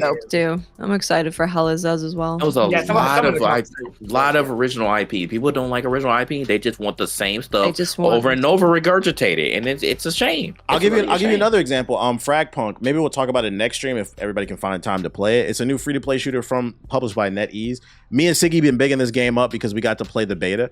A TikTok had came across my For You page last night, and the content creator was like, yo, this game wasn't on my radar, but I recently started playing it. And he's like, this shit is fucking gas. The whole comment section is just like, nah, this shit's trash. Don't nobody want to play this. Another hero shooter. And like, I can't help but wonder, has this tide of new content creators who just basically bash everything, call everything woke, everything's trash, has it seeped into the everyday person? And now we've reached this point where like, it seems like everybody's just hoping everything fails versus just critiquing. It does seem things. Like that. Yeah. I think it's just a society thing too. I think it's like, as a society, I think a lot of things have changed in the past like 20 years. Like I think people are just overall, because of the internet age, I think people have just gotten way more negative about everything, just in general. Yeah, I agree. Not much you can do about it, you know. The only things I didn't like about this was I could have done without the Days Gone remaster. Facts. I've already played the game. It wasn't. It was only all right. Days Gone off my hard drive. I get that because like maybe that's what maybe makes you think this trash. It's like you dare that's like a spit in the face. It's like, you know, the number one thing that people are asking about is Bloodborne. Like they wanted something for it, right? And you got the nerve to go out there with arguably I'd say one of the most I wouldn't say like terrible PlayStation exclusives, but the one that's like was it was all right, and be like, we're gonna remaster this shit because we already did it. We already brought it to PS5, but now we're gonna remaster that. And it's just, I guess, like, and that like of all of it, it's like I guess that's what feels like a smack to the face. But it feels like, you know, they're gonna do that, and then probably next year they're gonna announce God of War is gonna get a remaster, or God of War 2 is gonna get remastered. Like, yeah. I don't know. It's unneeded. It's unneeded. And I had some people when I was like, Days Gone remaster, I was like, pass. And then some people commented, and they was like, oh no, you should try it out. You should try it out. I was like, you must not know me. I was like, I already played the game. First of all, I streamed the game, and it wasn't anything to talk about. Like, I only beat it because I was already into it. I was already like halfway in. So I was like, all right, I might as well beat the game. But it was nothing exciting at all. I was like, damn, is there like a little group of Days Gone fans out here that I don't know about? Like, y'all just hiding in the shadows. I don't understand. I don't like that. If this is a game that y'all really enjoy, then I'm probably going to be questioning your video game taste, because this is interesting. But I was like, you already beat the game. I was like, I don't need this. I've noticed the narrative around that game has shifted since it first came out. Like, remember how everybody was like, Anthem is trash, and then like 5 years later we're seeing those YouTube videos. Was Anthem really that bad? It's kind of the same thing with Days Gone, and I think the reason being is the people who are playing it now, and this is why I got a remaster. The people who are playing it now versus when it first came out, it's a different game because they patched it and they fixed it. That game gave me a bad taste in my mouth because not only did I think it was a generic zombie shooter with an uninteresting protagonist, but within the first hour I fell through the map 3 times. So I uninstalled. I was like, I'm not playing this fucking game. And a lot of people had those similar issues. I think because they fixed the game, some people have a more fond memory of the game who've more recently played it. And that's why that still doesn't change the story. It still doesn't change the overall gameplay. Like I said, it wasn't a bad game. It just wasn't inspiring. It did not push the needle. You know, it was an original IP, but again, you had some of the same elements. Yeah, like it just wasn't. Like I said, it's okay. I'm not gonna be mad at people liking it, but like I said, it's just I already played it and beat it. So why do I need a remaster? That's all I was saying. But seeing that one thing you didn't like is still not enough for me to be like, yo, this shit was trash. Like, I saw exactly. I liked it. And the other thing, oh my God, WWE 2K25. You know that shit got an 85, right? You know that shit got an 85? What? I just checked the fantasy draft. It got 85 review score. Got 85. They don't, WWE fans, y'all don't know what y'all in for. Please do not indulge in the They're going to ruin it. You guys are going to ruin your franchise if you buy that VC. Man, oh man, I was like, 2K games, y'all are out of y'all minds. Like, really, y'all had the nerve to put this into WWE after the 2K fans have been dealing with this for years? Man, GG's, bro, y'all are cooked. So they like it. I might fuck around and buy 2K stocks. If y'all gonna keep spending money on this VC, I might as well get some money off y'all dumbasses, bro. And I say people saying the same stuff. They were like, "Well, you don't have to play the island." I'm like, again, that's not the point. But if you can go ahead, bro. You just do whatever you want. You know, I get it's only wrestling game out besides that AEW game, which it kind of came and went. But I like WWE, the only thing that y'all got. So go for it. It's the same thing. Like 2K, it's just monopolizing the sports market. The only basketball game, the only wrestling game. So y'all are just doing this crap, and y'all just finessing the system, and people are just going to keep buying it, and then they're going to eventually start playing those other modes, and they're going to be spending the VC. So it's going to be the same cycle. Now they're going to be getting double the profit. The 2K niggas and now the wrestling niggas. Go for it. I am genuinely curious. For people who are watching the video version on YouTube, I want to see some feedback in the comment section. If you felt like this state of play was not good at all, I'm curious to see like why. Like, I did see a lot of people like say just this is ass. Like, I want people to explain like what exactly are you looking from PlayStation? Do you just want more God of War and maybe like Bloodborne, like JG said? Because for me, when new consoles drop, I'm excited about new IPs and new legacies being created. But maybe that's not, maybe we're not in tune with what people want. I don't know. I wish that people can articulate themselves. Please prove me wrong, comment section. If you answer that question, prove me wrong, because people cannot articulate themselves. Like I said, we're still in this age where people are just saying anything that they don't like is ass, and they cannot explain themselves. I mean, that's the pattern. But I'll say I did pogger out when they showed Digimon. I was excited for that. I knew it. I thought I jumped off the wall, bro. I was so excited. If you guys haven't played the Digimon story, like if you guys like RPGs, JRPGs, or like Persona, or ReFantazio, actually, like I think it's a very niche game that I think a lot of people have slept on, but it's actually really good. The series that they've done so far for it, the new one looks cool. So that was the Sony State of the Play. Give us some feedback in the comments section. Another major event that happened since the last pod was the Pokemon do they call it the Pokemon Direct or whatever? Pokemon Presents. We got new info on all things Pokemon, and there were two major takeaways from this. There was a new game that was announced called Pokemon Champions, and then we got some new game, well, not as new game, but some new gameplay for Pokemon ZA. It's ZA, but we calling it ZA because that's what we smoking. Pokemon Champions is a game that's coming to the Switch and mobile, I believe. It looks like from the trailer, it's what was the game on 64? Pokemon Coliseum or Stadium? Stadium. It looks like Stadium or Coliseum. Yeah, you're right. But it's also going to be on mobile. And when I saw that, I was a little concerned because I'm like, might be some microtransactions out the woo-wah. But how are we feeling about this one as Pokemon fans? We like this? As Pokemon Champions? Anybody? Ito's probably the only one who still played Pokemon, so I do a little bit. I was super into Pokemon as a kid, but and I just haven't kept up with it, man. Haven't kept up with it.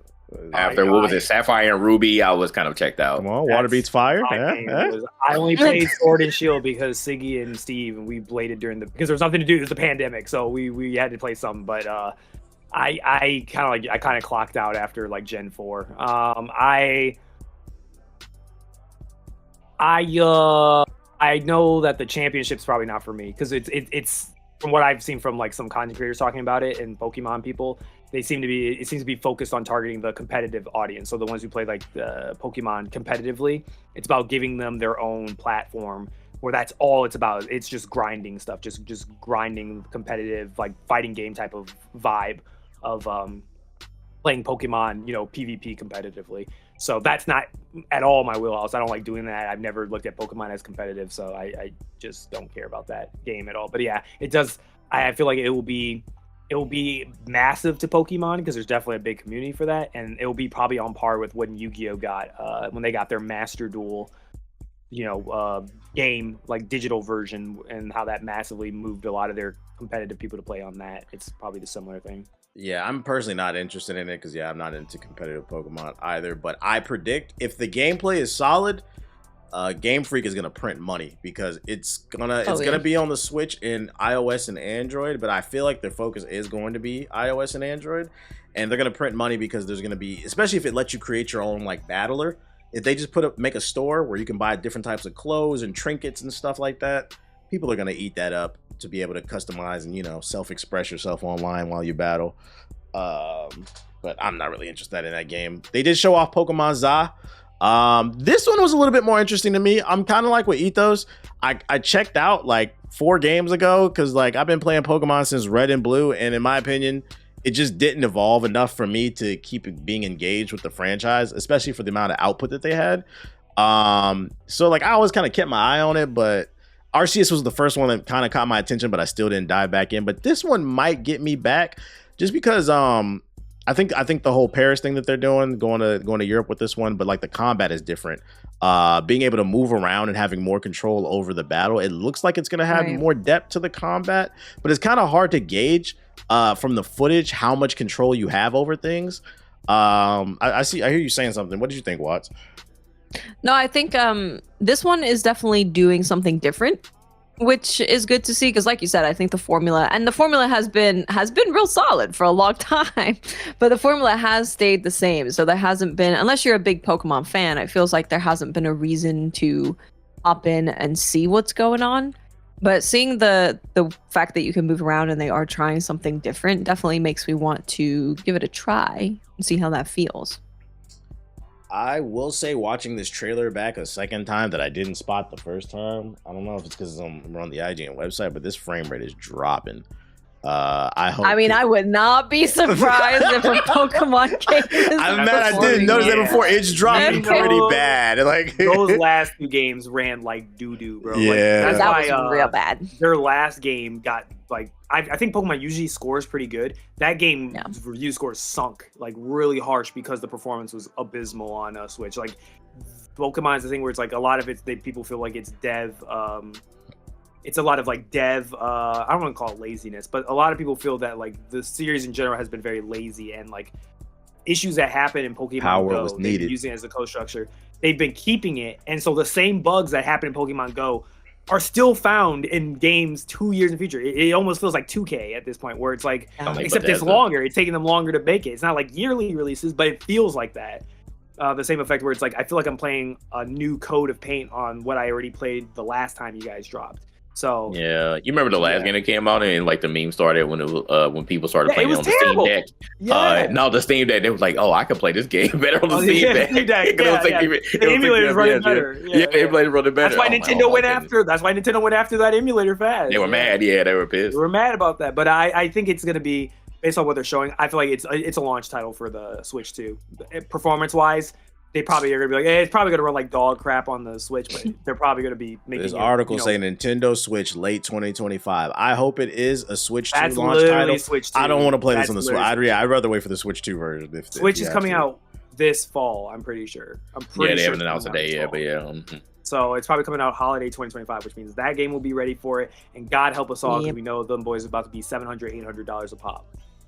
Yep, they already said they're tariffs, baby. They're making plans for the tariffs. They said it will affect things, so that'll be fun. Is this Pokemon TCG Pocket? Is this the game you be playing, Ethos? On my phone, yeah, sometimes. I don't play it as much, but Steve plays it a lot. And yeah, I'll be talking about it in the group chat. I didn't know that they had this digital. What are these NFTs or some shit? What is this? No, it's just the feeling of like Pokemon, like card game, where it's like you just open free packs, you get cool cards, and you can battle people. That's literally it. It's very fast. It's simple. It's like one of those things where it's like, oh, I got to burn 10 minutes waiting for somebody. I'll pull it out and just pull some packs and get some cool shiny Pokemon cards. That's about it. Get off that. They already wilding in real life with the cards. I see they out there scalping and stuff. Now y'all doing it digitally. Yeah. Right, going to Costco and they're like, oh, you could only get so many packs per customer. I'm like, wait now, it's crazy. They also announced some more Pokemon Unite content. I didn't know people were still playing that game, but hey, more power to y'all. But I think the big takeaways from that was the champions and the Za. Those look like decent entries into Pokemon. Freaking let's move over to some exciting news. Let's move over to some depressing news. Warner Bros. Wonder Woman. It's been canceled. Yep. Warner Bros. Has been strapped for cash because, for those unaware, they've released dud after dud in terms of games. Outside of Hogwarts Legacy, most of their games have been failures in the last 5 years. A lot of their movies are flopping as well because it's not just games. And the president of Warner Bros. Games actually stepped down because of it. And now they are cutting studios. And one of the studios that got fucked up was Monolith, and Wonder Woman got shut down. And I think a lot of people are hurt because we never got to see this game. I think a lot of us were looking forward to it because there's never actually been a proper Wonder Woman game. But I think more so a lot of us are hurt too is because they said that they are not leasing that Nemesis system. And I checked, that patent does not expire for 2036. Oh my lord! which is funny in itself because Warner Bros is hurting for cash. I'm like, maybe you guys should lease out the Nemesis system so we can re-up on the money. They said no, we holding that joint, bro. Or make a game using the system you guys made and not just like canceling things and doing Suicide Squad. These guys stink. Yeah, they do stink. I hate them. Not just Suicide Squad, Multiverses, Gotham Knights. Mortal Kombat 1. I don't care what nobody says. That shit was a flop. They have had flop after flop, boy. How we feeling about this, Jay? No Wonder Woman. I saw you roll your eyes. I mean, like I said, I remember when Wonder Woman first got announced. I was like, it's cool because it's Monolith, but I don't think anybody was necessarily asking for it. This game has been like in development, out of development. We have no clue what's going on. All of a sudden, they come back, say, "Oh, like we literally just saw the news like a month or so before this news got announced." It was like, "Oh, they're working on it again." We were like, "What?" Like we haven't heard. I think we talked about it too. It was like we haven't heard about anything about this game in forever. Then all of a sudden, they say, "Oh, y'all were still working on it," and then this news comes out that not only y'all are shutting down the entire studio Monolith, not just canceling this video game, but then player first game, which y'all just came back with Multiverses. Now that's getting canned again. Now y'all have a sunsetting date for that. And WB San Diego, bro. I have been commenting and talking about Warner Brothers all of 2024. It felt like, and none of the news was positive. Literally none of the news was positive last year. And now 2025 comes, and now we get to this point where you're shutting down Warner Brothers Game Studios. Warner Brothers, what the hell are y'all doing over there? Like, please, when is it going to get to a point where the CEOs and the execs are the ones that should be held accountable? Because you cannot tell me that all of these studios, whether it's in the video game area or the movie area, Max and all of that all of these studios are just making terrible projects that are not making y'all any profit. You cannot tell me that.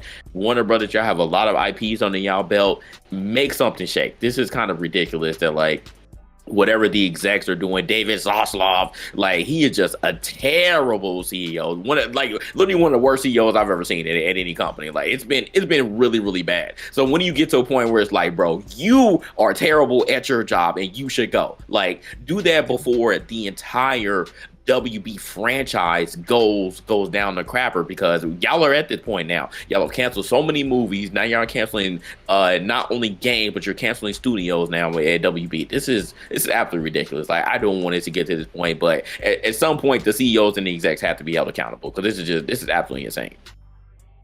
It's awful. Yeah, and every time one of these studios closes, especially, or a ton of people are let go, you're getting rid of a team who has been working together for a while. They know how the system works. They know how all of the engines work. They know how the workflow works.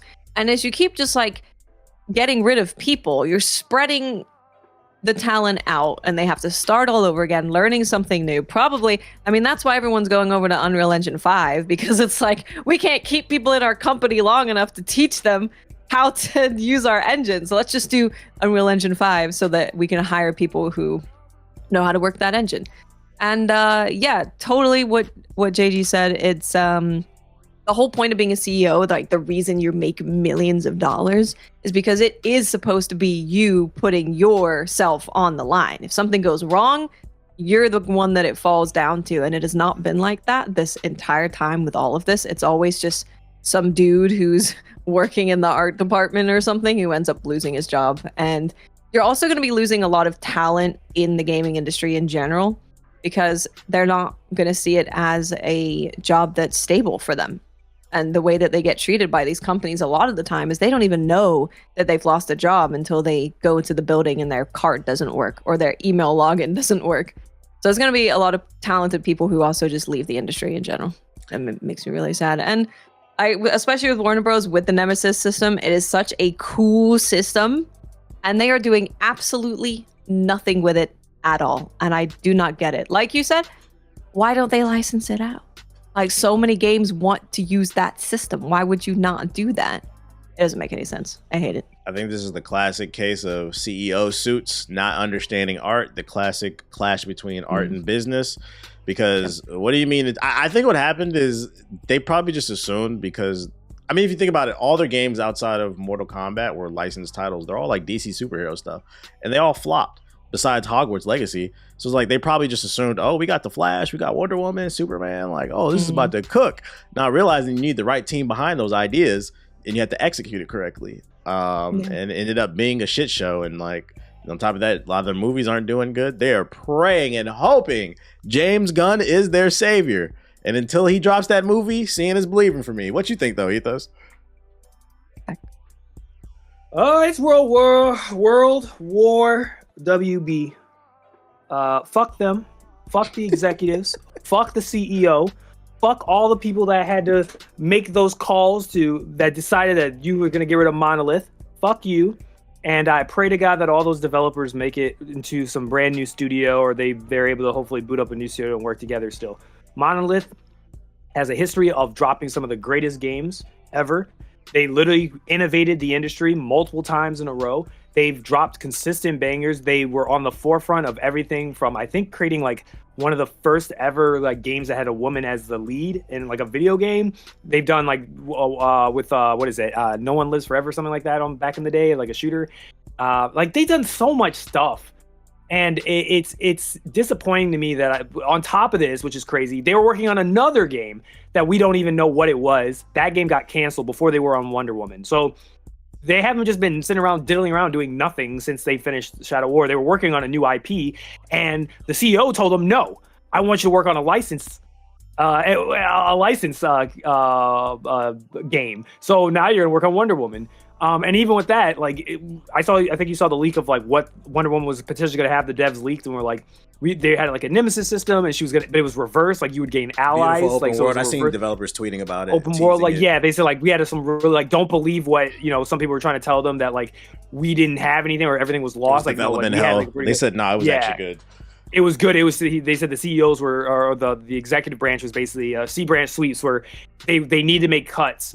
Basically, hire the people high up in WB said you got to make cuts to the gameplay, the video game division, and just on paper, not the actual reality of things. Just physically, when you look at just the numbers, Monolith looks like a money sink because they canceled the first game got canceled by the CEO, and then they got them into Wonder Woman, and Wonder Woman wasn't ready. So it's like, and they rebooted it. So they're like, okay, well, there's nothing coming out of this studio. Can them. So that's why they got. That's why they got, which I think is terrible. I hate that a lot of these CEOs, they base all their decisions off of just seeing a bunch of numbers. They don't think of like what Watt's saying, the talent, the people involved, the people behind the games. They just see a bunch of ones and zeros. And every single time when they look at the ones and zeros, they make the most stupid fucking decisions ever. That is just about a short term, and they end up screwing their long in. So yeah, fuck them. I'm glad the CEO got fired. I hope they put a CEO in there that actually knows what the fuck they're doing. And I really feel sorry for all the developers. They don't deserve that, especially after all the contributions they've done to gaming. A part of me is hoping that a rogue dev just leaks a build online. I'm pretty sure they got like a level or something done.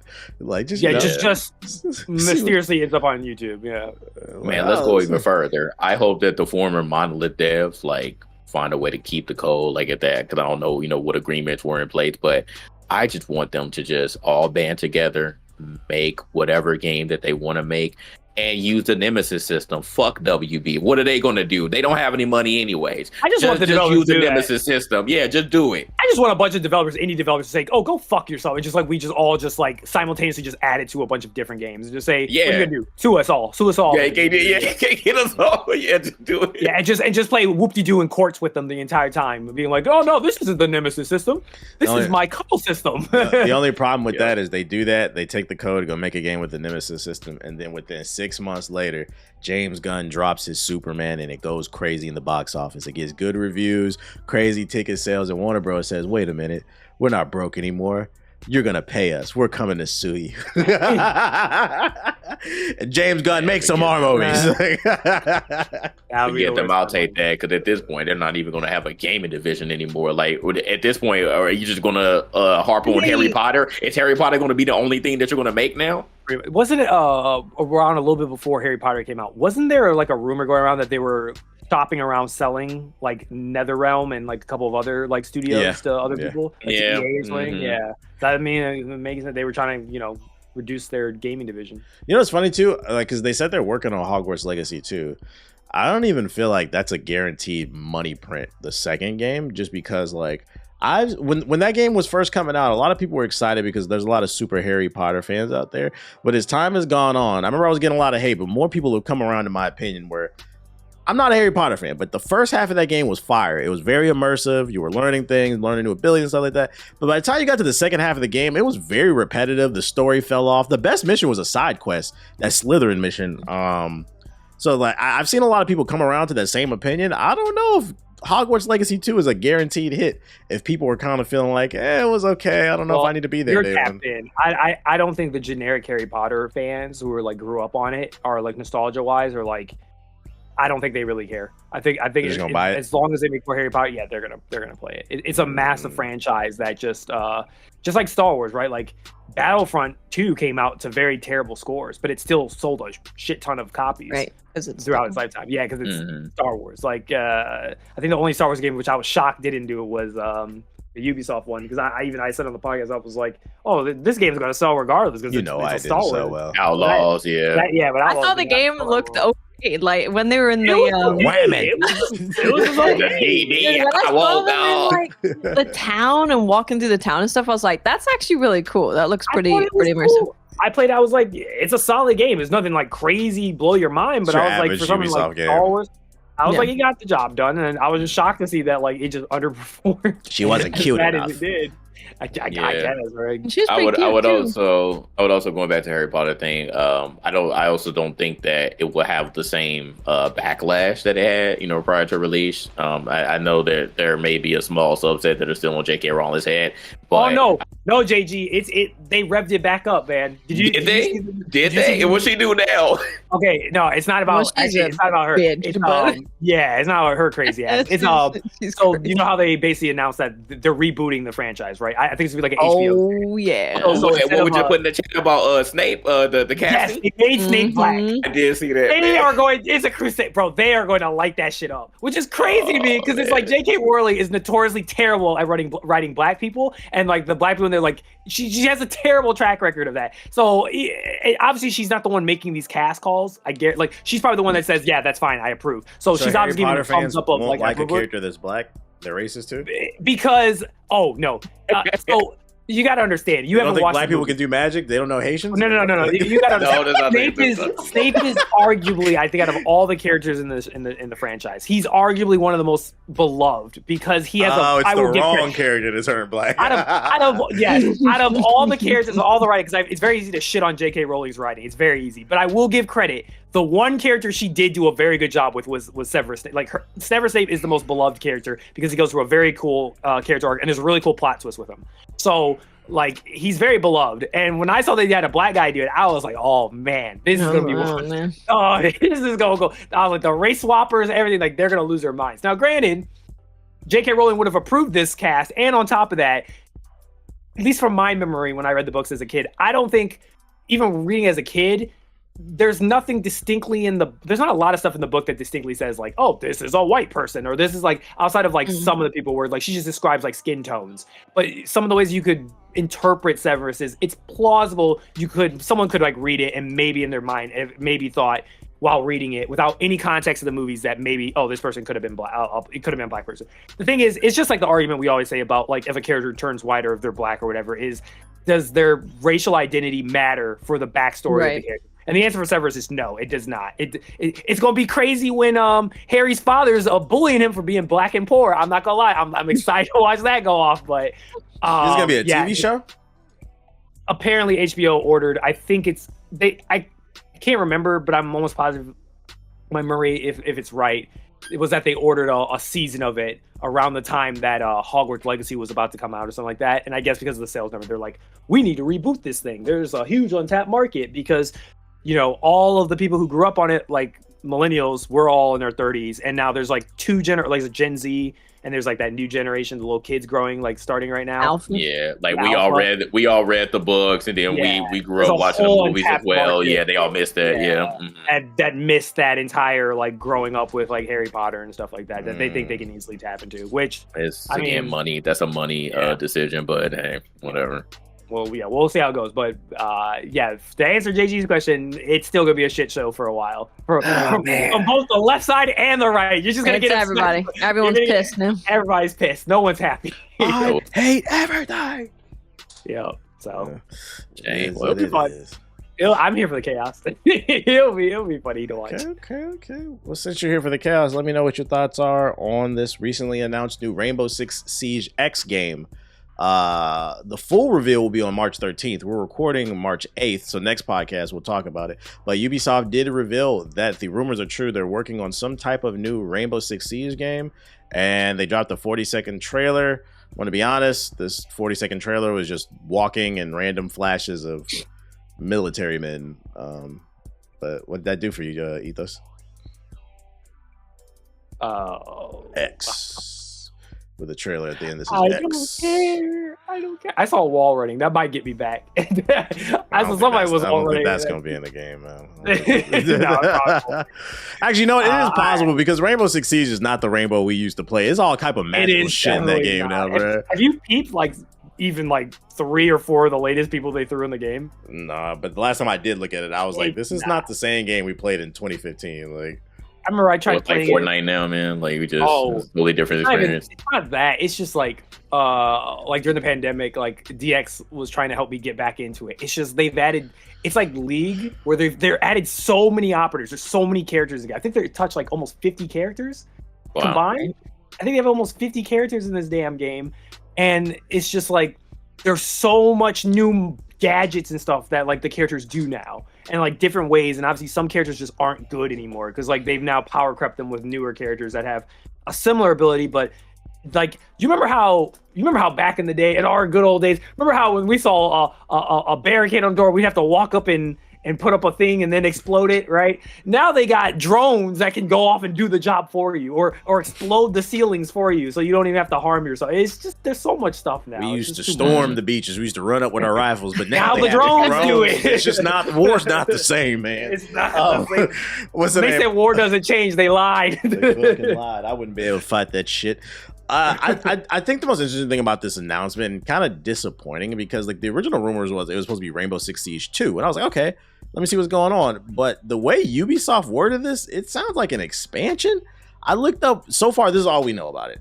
It will have enhanced graphics and audio. It'll have a new 6v6 game mode called Dual Front. And they said that it's not just another update, but a major evolution of gameplay and mechanics. But that still doesn't really sound like a sequel to me. Sounds like an expansion. And if it's an expansion, I'm not playing this shit, bro. I don't. Is this Overwatch 2? Is this Overwatch 2 situation? That's the vibe I'm getting. Yeah, that's the vibe I'm getting, unfortunately. Or Smite 2, because I mean, Smite 2 use Unreal 5. What that shit not doing good either. I know, Smite 2 is going down the drain. What engine are they using? Do you know, Ethos, for Siege? I think they said either it's the Anvil, like they updated Anvil, which I think it looks like the same game. If you look at the trailer, it looks like the same game as the last one, just like slightly high res, but the the textures look exactly the same. I'm like, I think this might be the same game. So if they're not using the updated engine, then it's not like Overwatch 2 situation. I mean, with an engine, it doesn't always have to be visual. Like maybe there's like a lot of back end stuff they do that like limited them. Because remember, you got to remember, this game was developed like 2010, 2011. They started. Yeah, Rainbow Six Siege Patriots is what it was. It was Patriots, then they rebooted it, and then it became Siege. And then that thing about that, they developed this game on like hardware and software that was like built in like the early 2010s, and it's like you had this game barely survive for a decade. Like, you remember how bad it got, where the game was so broken they had to spend an entire like update strictly on just patching and fixing the game, and even still, like I'd argue it's probably held together with just like bandages. At this I point, think the part you're missing, Ethos, is Ubisoft is poor. They don't have no money, and Blizzard put out that fake ass Overwatch 2. You don't think these poor people won't do the same? And they have no money, bro. What, dude? That's what I was like. Now that JG said it, you might be on to something, bro. These people are poor. Let's hope to God Assassin's Creed Shadows is good, because they need it every We need that W.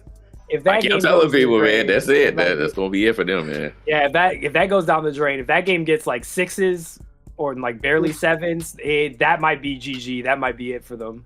I don't think they'll have another chance. The good news is that every preview I've seen, I don't think that's gonna happen. From every preview, I think it's gonna be like an 8. Yeah, to be honest. Yeah, I think it looks like it's the tide is shifted. Like, it seems like people are excited. They're like, oh, I can't wait to play it now. Yeah, I see a lot of that on Twitter. Like, a lot of people have been saying they're pre-ordering, they're trying it out. I'm like, okay, we're getting away from the angry stuff. The woke, we're getting away from the woke shit. So, you know, the crazy part too about the live service too is with the Rainbow Six announcement, Ubisoft also revealed that they want to continue to make more live service games. They also said open world. But the first word that come out their mouth in this interview from the CEO was they want to focus on live service. The two things people are in love with, yes. Another open world game and another live service game. So this actually makes me think what JG was saying has even more merit, because they said they're focused on live service. I don't think this is going to be Rainbow Six Siege 2. It's just going to be some type of expansion for the first game. And we could potentially just be getting more Assassin's Creed and Far Cry, because they said that's what their focus is. Do you guys think this is the right direction for Ubisoft? What a surprise. So they're basically doing the same thing that they're already doing, and they're announcing that they are doubling, tripling, quadrupling. I don't even know what number that we're at right now. They're doing the exact same thing. This does not sound any different than what they've been doing for the last 10 years. This thing, did they say that Siege is going to carry over all your progression? So, like, all the skins and stuff they bought in Siege goes over. We won't know to the 13th. It wasn't a full review. It was just a teaser. It better, because if it don't, oh my god, that will be they will scorch. It's probably not going to. If it's a new game, it's probably not going to, and the community is going to get really mad, and then that will be another. I'm Ubisoft. You think they're going to have those? Yeah, exactly. Ubisoft don't do anything right, and it's like very obvious things that they shouldn't be doing. So, yeah, I expect nothing. And if you're wondering why Ubisoft wants to double, triple down on live service games, because I recently came across this article that states live service games continue to dominate, accounting for 40% of playtime on PS5 and Xbox. 40. But it's still 3 games. It's 3 or 4 games. It's Minecraft, Fortnite, like GTA, like the same game, bro. Yeah, it's the same shit. I saw the chart for Avowed in the top 5. It was Grand Theft. Avowed came in at number 4, but it was Minecraft, Roblox, GTA, Avowed, and like Madden or 2K or something like that. But Avowed was the only like new game that was there, and that shit's on Game Pass, and it was only at number 4. So if it's been years, it's been like over 10 years that some of these games have been around, and for them to still dominate the top 10 is ridiculous. Yeah, if you're looking at those giants there, then yeah, you'll say that they still dominate. You know, no shit, but those aren't new things. That still doesn't mean that you're going to be able to do like what Rivals has done and come through and take some people's share, but mainly Overwatch's audience. But you're not going to be able to do that with every single game you come out, and you're Ubisoft. So you just have a track record of taking a lot of L's. I'm sorry. Well, you talking about it. It's going to happen for you talking about it from the corporation standpoint. I'm talking about it from the consumer standpoint. For the people who keep bitching and complaining about, oh, why aren't there? Y'all said the state of the play was trash. Y'all playing Roblox. You're wondering why you wondering why Ubisoft keeps doing this dumb shit? It's because y'all are playing it. Yeah, you guys are liars. You guys are. There are people in Twitch chat that are like, yeah, I know all about this. You go here, then you go there, and they haven't played the game themselves. They've just watched it. Why do we do whatever research? This is so funny because this is not the first time that Watson said this. Like, I don't know what be going on in your chat, but people be trying to. Because I know there's people that I see in my friends' chats as well, and they do the same thing, and I'm like, with different games, and I'm like, there is no way that this person is putting like 400 hours in every game that comes out. There is no way. So you can just tell they're like the same people. Every game that comes out, no matter what it is, they're like, oh yeah, I totally know about this. Like 2 hours after the game came out, I know everything. Actually, You're not gonna get any cool points for saying that. Trust me. They're trying to be like trying to press you, yeah. I know everything. You can come to me. I'll help you. I'll carry you. You're just annoying. Let me get on your stream. Like, nah, what are you doing? So that is why Ubisoft do. Go ahead. Man, okay. They're liars. Everyone likes live service games. The stats don't lie. I don't care how y'all get mad and lie to me in the comments and tell me gaming is fucking dead. No one likes live service games, and then you guys keep playing it. I don't want to hear this shit, bro. I'm done. That's why I'm gonna keep making that joke. Why? How BG3 be Spider-Man 2? Because you on PS4 playing Fortnite. That's why. That is why. Y'all are playing it.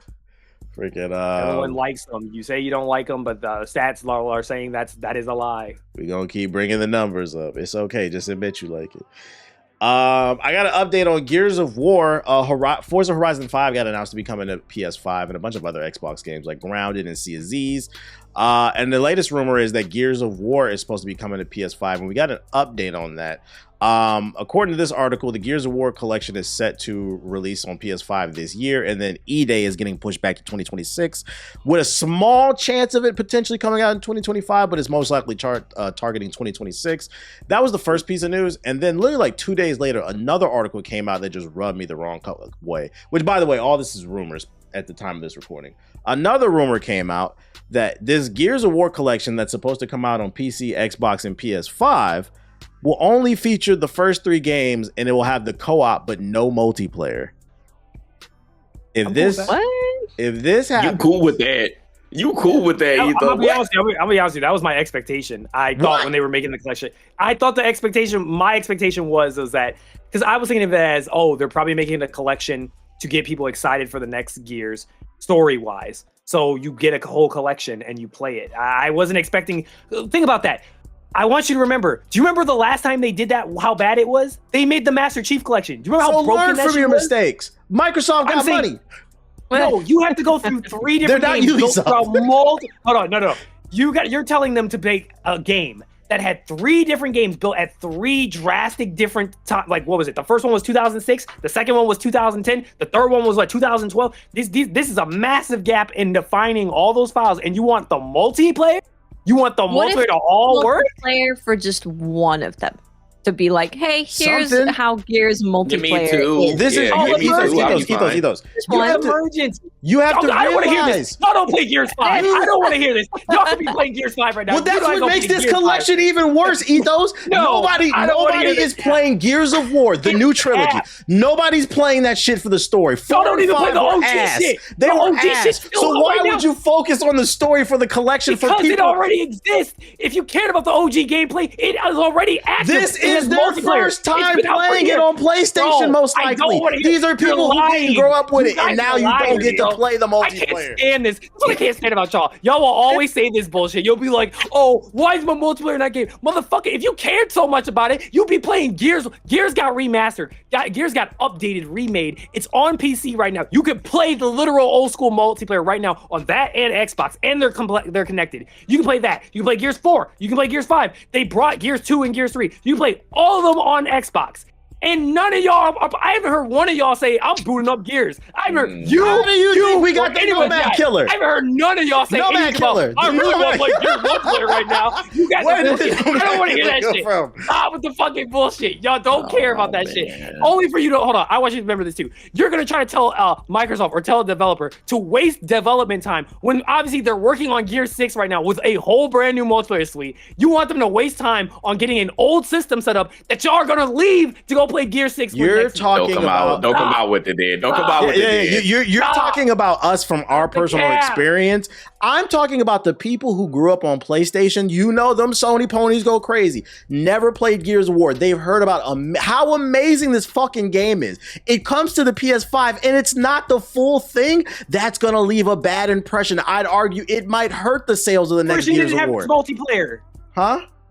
Mass Effect Legendary Edition didn't have its multiplayer. People didn't play Mass Effect for multiplayer ethos. That is a disingenuous argument. It was only the third one. It was only Mass Effect 3. It was three. It was cool. You played Mass. You're gonna make that argument. You played Mass Effect. I will make that argument. If you ask any multiplayer, I would hit my fraud button for you if I was live. You are a fraud. You are a fraud. Because I don't know what you were doing, but I know as a fact that a lot of Mass Effect players actually ended up really loving Mass Effect 3's multiplayer and would play liked it too. I'm not saying it's bad. They dropped 4 alt updates for that. That was very well received. Too. I'm not saying it's bad, but to sit up here and say we played it for the multiplayer, no, we played to finish the fight. I'm not saying we played it for the multiplayer. I'm saying that it's very good. What I'm trying to say is the collection has a main goal, which is to get PlayStation people into the universe of Gears.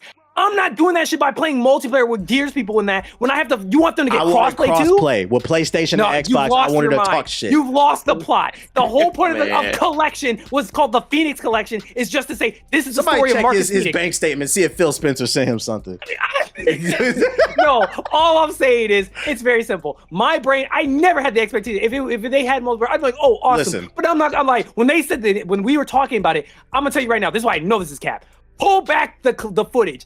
When we talked about the rumors of this being announced, I didn't hear not one of y'all talk about the multiplayer. All of you talked about the train, RAM. Y'all didn't once bring up multiplayer. Man, you all got your fucking somebody pull up the But that's an integral point of the entire. Nobody's saying the story didn't care about it when they announced the rumors. Nobody's saying it's not important. We wanted cross-play multiplayer. Look, I get Gears is important. I get the multiplayer is important. I played Gears with the same thing. I played Gears 1 like a crackhead with my brother. I didn't play Gears 2 that much, but I played a lot of Gears 3 multiplayer. I played through a lot of it, all right? But I think genuinely one of the best experiences of Gears is playing the co-op campaign. I think that's like one of the most unique gaming experiences. The multiplayer, don't get me wrong, was fire. But let's be real here. The multiplayer has been falling off from a popularity standpoint, just like Halo for the past 7 years. People don't like playing that bullshit. I hate to say it. People don't like playing that shit. They don't. You're not wrong.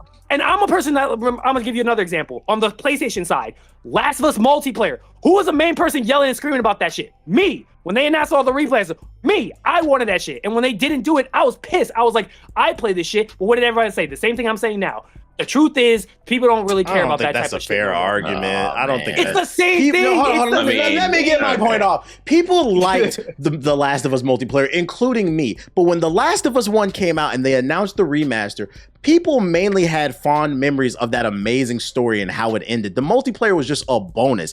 Gears of War's multiplayer is just as important of a component as the story. They're equally important. So I'll say this much. If it turns out this rumor is true, it better not be $70. If it's like $40-$50, whatever. Okay, it's a story. I give you that. If it is $70, that's bullshit. But it's on Game Pass, so I don't give a fuck. True. I give you that. I'm gonna be playing that shit on my Game Pass. All right. So that's only on Sony people. That's not on me. It just might be a little bit disappointing. I want the Sony people to experience it like in its full, its full ability. So. And I'm gonna remember this in my brain. This conversation we have, because when Gear 6 happens, I better see y'all motherfuckers. I better be on there. You're gonna be on there. You have a selective. You don't remember all the lobbies we used to run. You have a very selective memory. We played it for like 2 months and then we were done with Gears 5. I remember. At this age, we had the Nomad and Ace Killer. It was over. Play for 2 months. We played barely even for 2. We played for like a month, and then it was just the Nomad and Ace Killer. That was the biggest moment we had. And then I didn't see not one of y'all get on it. Not one of y'all kept playing that. No, y'all, I'm telling you, it's the same thing like Halo, bro. Don't get me wrong. We was all on that shit like crack for the first month, and then what happened? 1 month later, we all got off of it. I'm not falling. I played Gears 5's multiplayer longer than Halo. Halo had a lot of content. It didn't have nothing. I get it. Halo 5, I mean, not Halo. Gears 5 had more content than Halo multiplayer, Infinite multiplayer. But that didn't stop the truth. I think the truth is, I hate to say it, those games have fallen out of love when it comes to the multiplayer community. These motherfuckers are going to be playing Marvel Rivals, and Battle Royale, and Call of Duty. You can't get a Call of Duty head to even play Gears of War because it's too fucking hard for them. You think you're gonna convince new players to want to try that game too when they look at it? You think Gears looks like an easy game to pick up? No, it's not. No. I'm telling you right now, you're gonna show footage of you bouncing back and forth off the wall, doing crab walking and shit, and shooting people in the head, and that's gonna turn half of the motherfuckers off from even wanting to ever touch that. You have to understand. It is a heel guild, Gabby. I mean, you're not lying about that. You're not. But you have to keep in mind. Did you see the article? The Black Ops 6 player base has dropped by 90%. These guys need something to play, and it's on Game Pass. Article. Where's that? Show that to me. Find that joint. Black Ops 6. That's news to me. I wasn't aware of that. Anyway, the game is pretty much dead. I mean, Marvel Rivals probably killed it, but yeah. I'm sure, a lot of Call of Duty people went over to Rivals. Jumped to Marvel Rivals, yeah. Yeah. And also, are we talking about multiplayer, or are we talking about like even the free-to-play, like Warzone shit? I don't think that Warzone gonna last much longer. There was another article that came out. They said they might not put Warzone in the next one because that shit is dead right now. Damn, you just got an article for everything, huh? Yeah. Let me see news, but I just hope they price it right. That would be my main thing. I will give you that. I hope if it doesn't have multiplayer, I do not think it should be $70. That I don't think you'll ever get me to disagree. It should be $49.99 because it is 3 games. Oh, I take that back. It wasn't 90. It's 80%. It's 80%. My bad. That's still a high. That's still a high number. But there was another article that followed up because it dropped 80%. They said that I can show it on the screen too. They said that they're considering maybe leaving Warzone alone. Which I mean, good. BR. Come on, guys. It's been like a decade. Let it go. We move on to something else. Let that shit die. Something else. But it is what it is. We're gonna see with this gear stuff. Keep in mind though, it's all a rumor. Creates for fun conversation. Another rumor too is there's a chance that Scalebound can come back. The director, he wants it. Anybody wants Scalebound? Anybody Scalebound? Oh boy, here's another one that we've been talking about for years, and I'm like, man, yes, bring it back, baby. Let's not go there. Don't get my hopes up, bro. Yes. I just hope the frame rate is as bad as what they showed. We all learned a lot working together on Scalebound. Okay, we had expectations dashed. We had systems, we had consoles that were trash that couldn't handle it. But it's a new day. We got PC now. We got the Xbox. We got the PlayStation 5. People gonna play it because Game Pass. You don't have to worry about it being a new IP. Exactly. I don't care if it ends up being trash platinum. Go ahead. Xbox needs new IPs. You guys keep making Gears, Halo, and fucking Forza. Like, come on. You guys just made a deal with Ninja, I guess, to help with the marketing for Ninja Gaiden, and Platinum's helping them. And is that like exclusive? Hey, bro, Ninja Gaiden? No. Okay. I just think they have marketing rights to it or something. Yeah, I think they were mad about that as well. Oh no, Black's on PC. Did Black end up on PS? It's on PC. I don't know if it's on PlayStation though. Oh, okay. I don't know about that one, but yeah, I don't think. But this is very interesting when it comes to games that died, because I'm assuming Microsoft still technically owns the IP to Scalebound, right? Like they can't, nobody could take it and go anywhere else.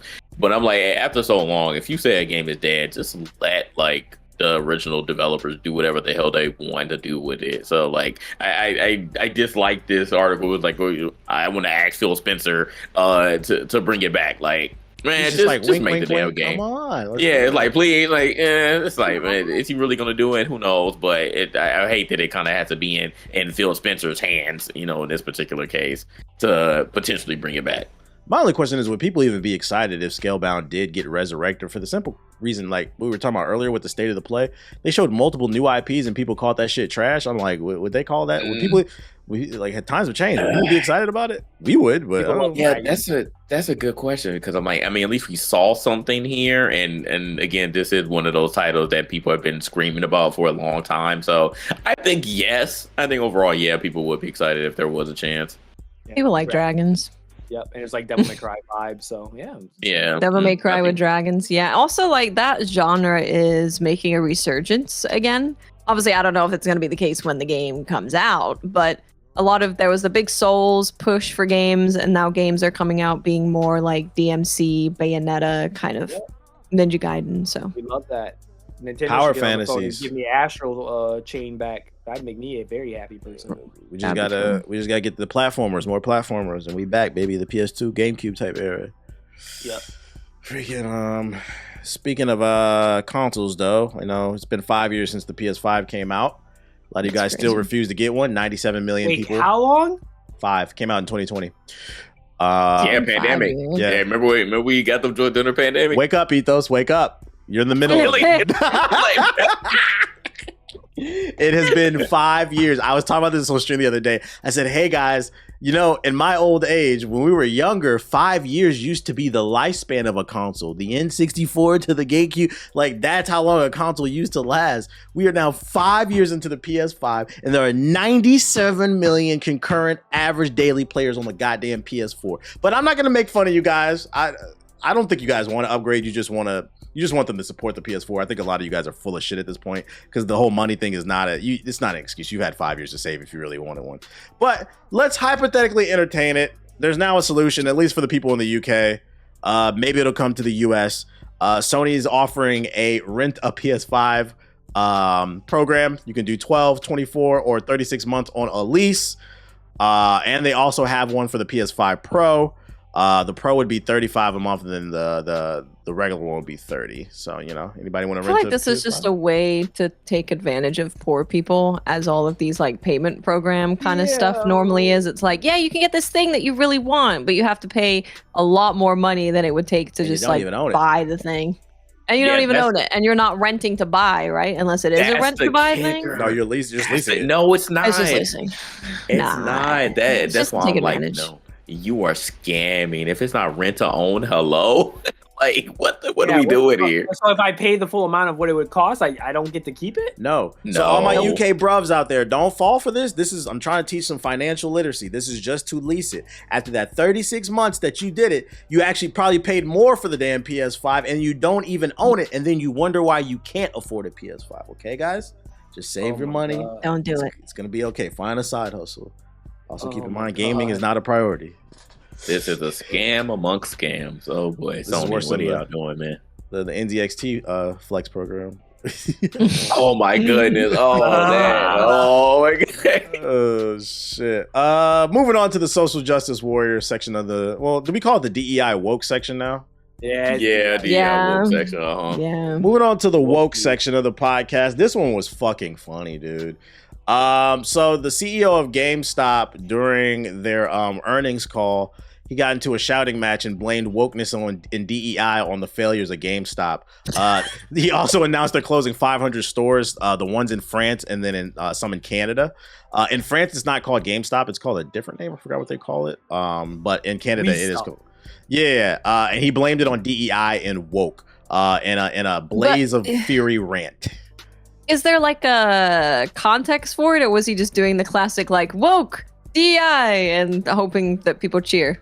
He just popped out of nowhere. Just tweet it. Just tweeted it. Yep, just tweeted it, just randomly. Because like, how does that even make sense that would be why? This motherfucker got brain rot. That's what's going on. Taxes, liberalism, socialism, progressivism, wokeness, and DEI. Everything. Included at no additional cost if you buy today. What? He hit all the check marks, and none of it pertains to GameStop at all. None of it pertains to the average consumer. He's blaming wokeness and liberalism for why GameStop is like why they're selling and closing their stores. It's the fact that I can go on my console and buy it right away. And it's there, I think you're wrong. You're mad at the wrong people. This quote is especially funny to me because half those stores are the ones in France. So he's blaming DEI and woke, which we all know is a dog whistle for black people. And you're closing all these stores in France. Now, correct me if I'm wrong, but you know, I know they have some immigrants over there, but it's mostly French people. So Jay-Z, Kanye, niggas in Paris, they haven't been in Paris since 2011. What are you talking about? How is it our fault? What the fuck are you talking about, dude? We only recently came to Paris for the Olympics, and that's it. We came to get them gold medals and leave. What the fuck are you talking about? We got the fuck up out of there. Like that's why I said this is brain rot to the highest degree. Like what would possess you to say all this? Like I totally don't understand. If you guys didn't have that credit card, be like, "Whoa, we love GameStop," and then. Bro, might need some DEI. Look what happened to the government. They got rid of all the DEI and planes started crashing. Maybe you need to get some DEI in your GameStop. Maybe that's why maybe that keep your stores open. That's the problem. It's crazy to me that we've been doing it. Like we've been yelling for like 20 years that hey, if I bring in a game that I bought the same day for $70, and you try to give me fucking $66 back, that's a problem. And they don't see that. And like, what else are we supposed to do? We've been giving you the feedback, guys. Like you're not listening. Dude. It's the classic thing of like you fall over, the meme of falling over and you're holding your knee and you're like, damn DEI. Yeah. Damn liberals. Like, super liberals. You gave me 35, 40 bucks for the game, you still make 20 off of it. Like, I'm if you telling you, just where they sell more flop. volume, you'd make a lot of money. The moment Yeah. they wasted their time investing in Funko Pops and putting that shit all in their stores, that's when everything went to hell. The moment as the Oh, Funko man. started showing up, bro, the stores started going to hell, man. Collectibles, I'm like, or- Pokemon cards and shit. I haven't been to a GameStop in forever, but like, are people walking into It's the poverty. GameStops in Canada and in France that are like, and they get introduced to a video game? Hey, would you like to pre-order this video game? And are people responses are, well, is the game woke or not? Like, is it woke? If it's woke, then I don't want it. You know, like I don't understand. Like, is that what people are doing these days? I have no clue. Going to GameStop is the equivalent of having a Jehovah's Witness knock on your door. That is the best way I can explain it. You walk in and you get barraged. Hey, how you doing? Oh, I'm good. Oh, can I help you with anything? No, I'm good. Oh, you trying to look for any new games? Like I don't know what the fuck I'm doing. Oh, I'm in here. I know. It's just like Best Buy. You walk into Best Buy, you know, and they always try to walk up to you. Oh, do you need help? You need help figuring out something? No, I know what I'm doing. Unless There's you're a nothing little you can tell kid, me. I know like what I'm doing. adults don't browse in GameStop. You know what you're there Yeah. for. No. You most know what likely, you're yeah. there for. Yeah, I know you what go I there for a need. specific purpose. Yeah. I used to browse when I was a young kid. When I was under 18, I'd 'Cause you look couldn't and see afford what I anything. could get. Yeah, exactly. I'm You know, an we're adult. looking.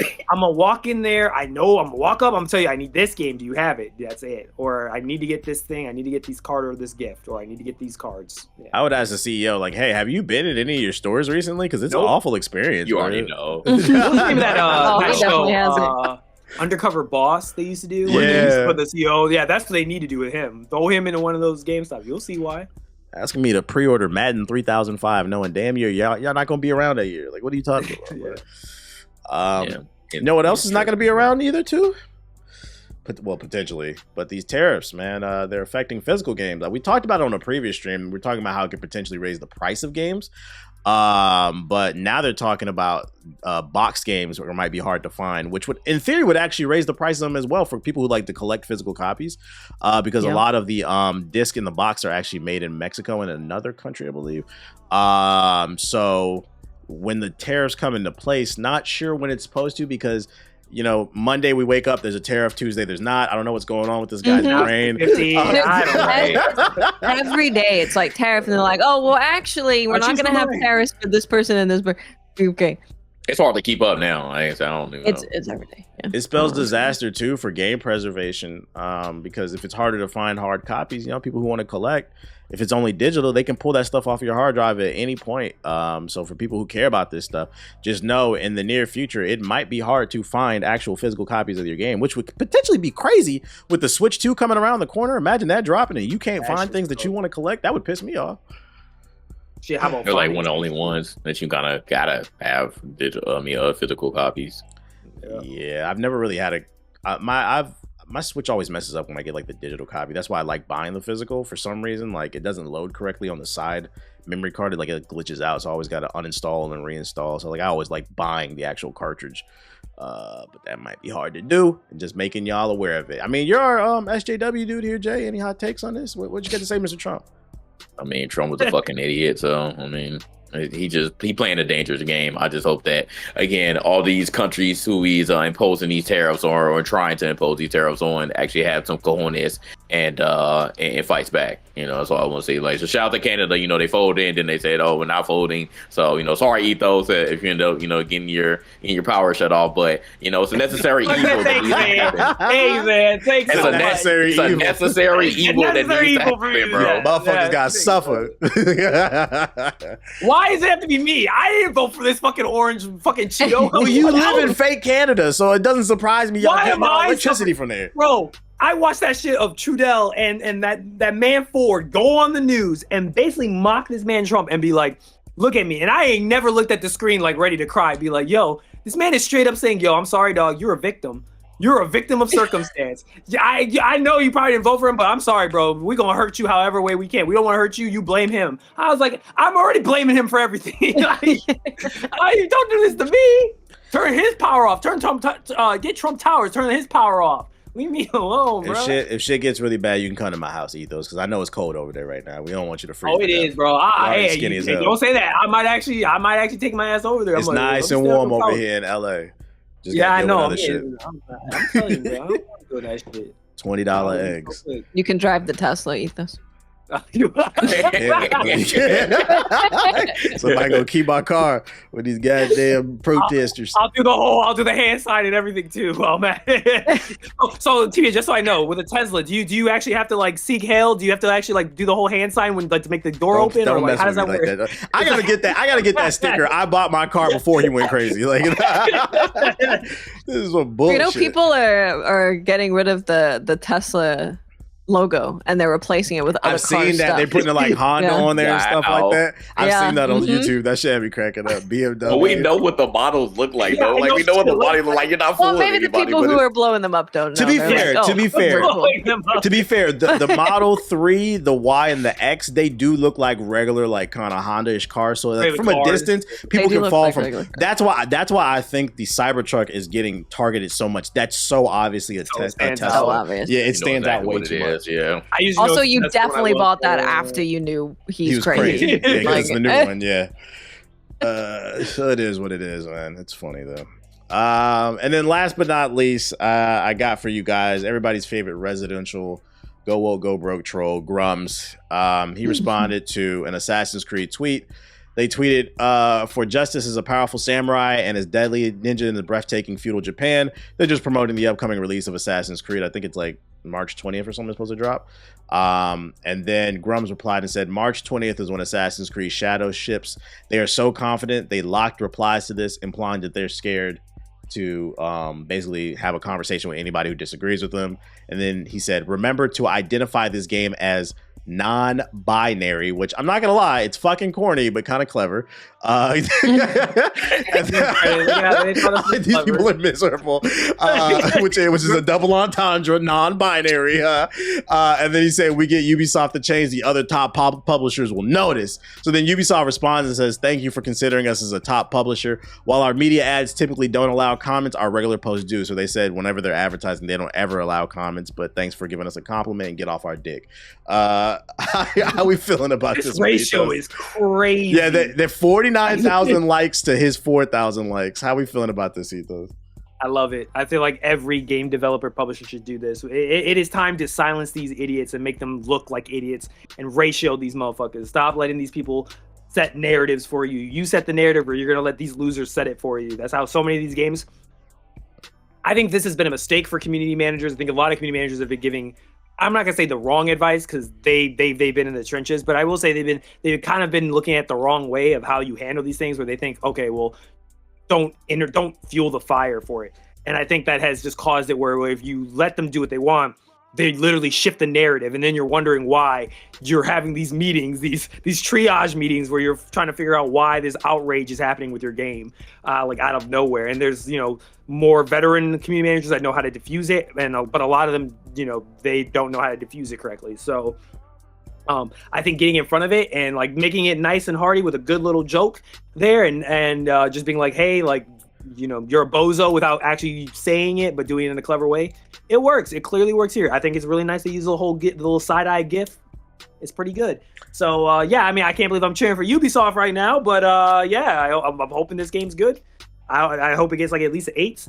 Because just like they did Monster Hunter, we did not forget. They tried that shit with Monster Hunter, and then all of a sudden when it became successful, they just 180'd, and then they try to act like it was an East versus West thing. Like, oh, Western developers could never do something as good as this. Weren't you slandering this shit last year? The fuck are you talking about? The community is not letting them forget either. They keep saying, don't forget what they were saying about this game. Can't fool me. I know your games. Yeah, so good job, Ubisoft. I'll take it. Yeah, I like it. I'll take it a step further. Not only do they need to control the message, I'd argue this is a good time to be hiring DEIs, because if you are going to take the route where you control the message, you know who's best at clapping back at people? Black folks. Women. Let some black folks run your social media. We'll shut that shit down real quick. What happened with Wendy's? They hired a black community. What happened? It literally blew up Wendy's. I think Burger King did the same thing too. They were all like at war. We were all like laughing at that shit. Wendy's started it, and they all were like, wait, well, they're like, oh, just hire a bunch. And then they got a lot of black person on the account. We can tell. Yeah, you can tell. Yeah, I like it. I want more companies to, and I know it's not seen as professional and like you can't do it, but I just want them to just be like, you're weird, shut up. You're like just weird. because when the Ubisoft started doing the thing of like, well, you know, you don't have to play as him and defending like their decision for what they were doing. Don't do that. Do this and be like, this is what we're saying and we like it and you're weird. Because they're allowed to dislike it. Like, I'm not against that. Yeah. I think where it gets weird and where I agree with you, Watts, is like they're dragging. Yo, you guys have been dragging this game for like 2 years now. If you're not interested, just don't buy it. What are you interested in? That is the conversation we need to have.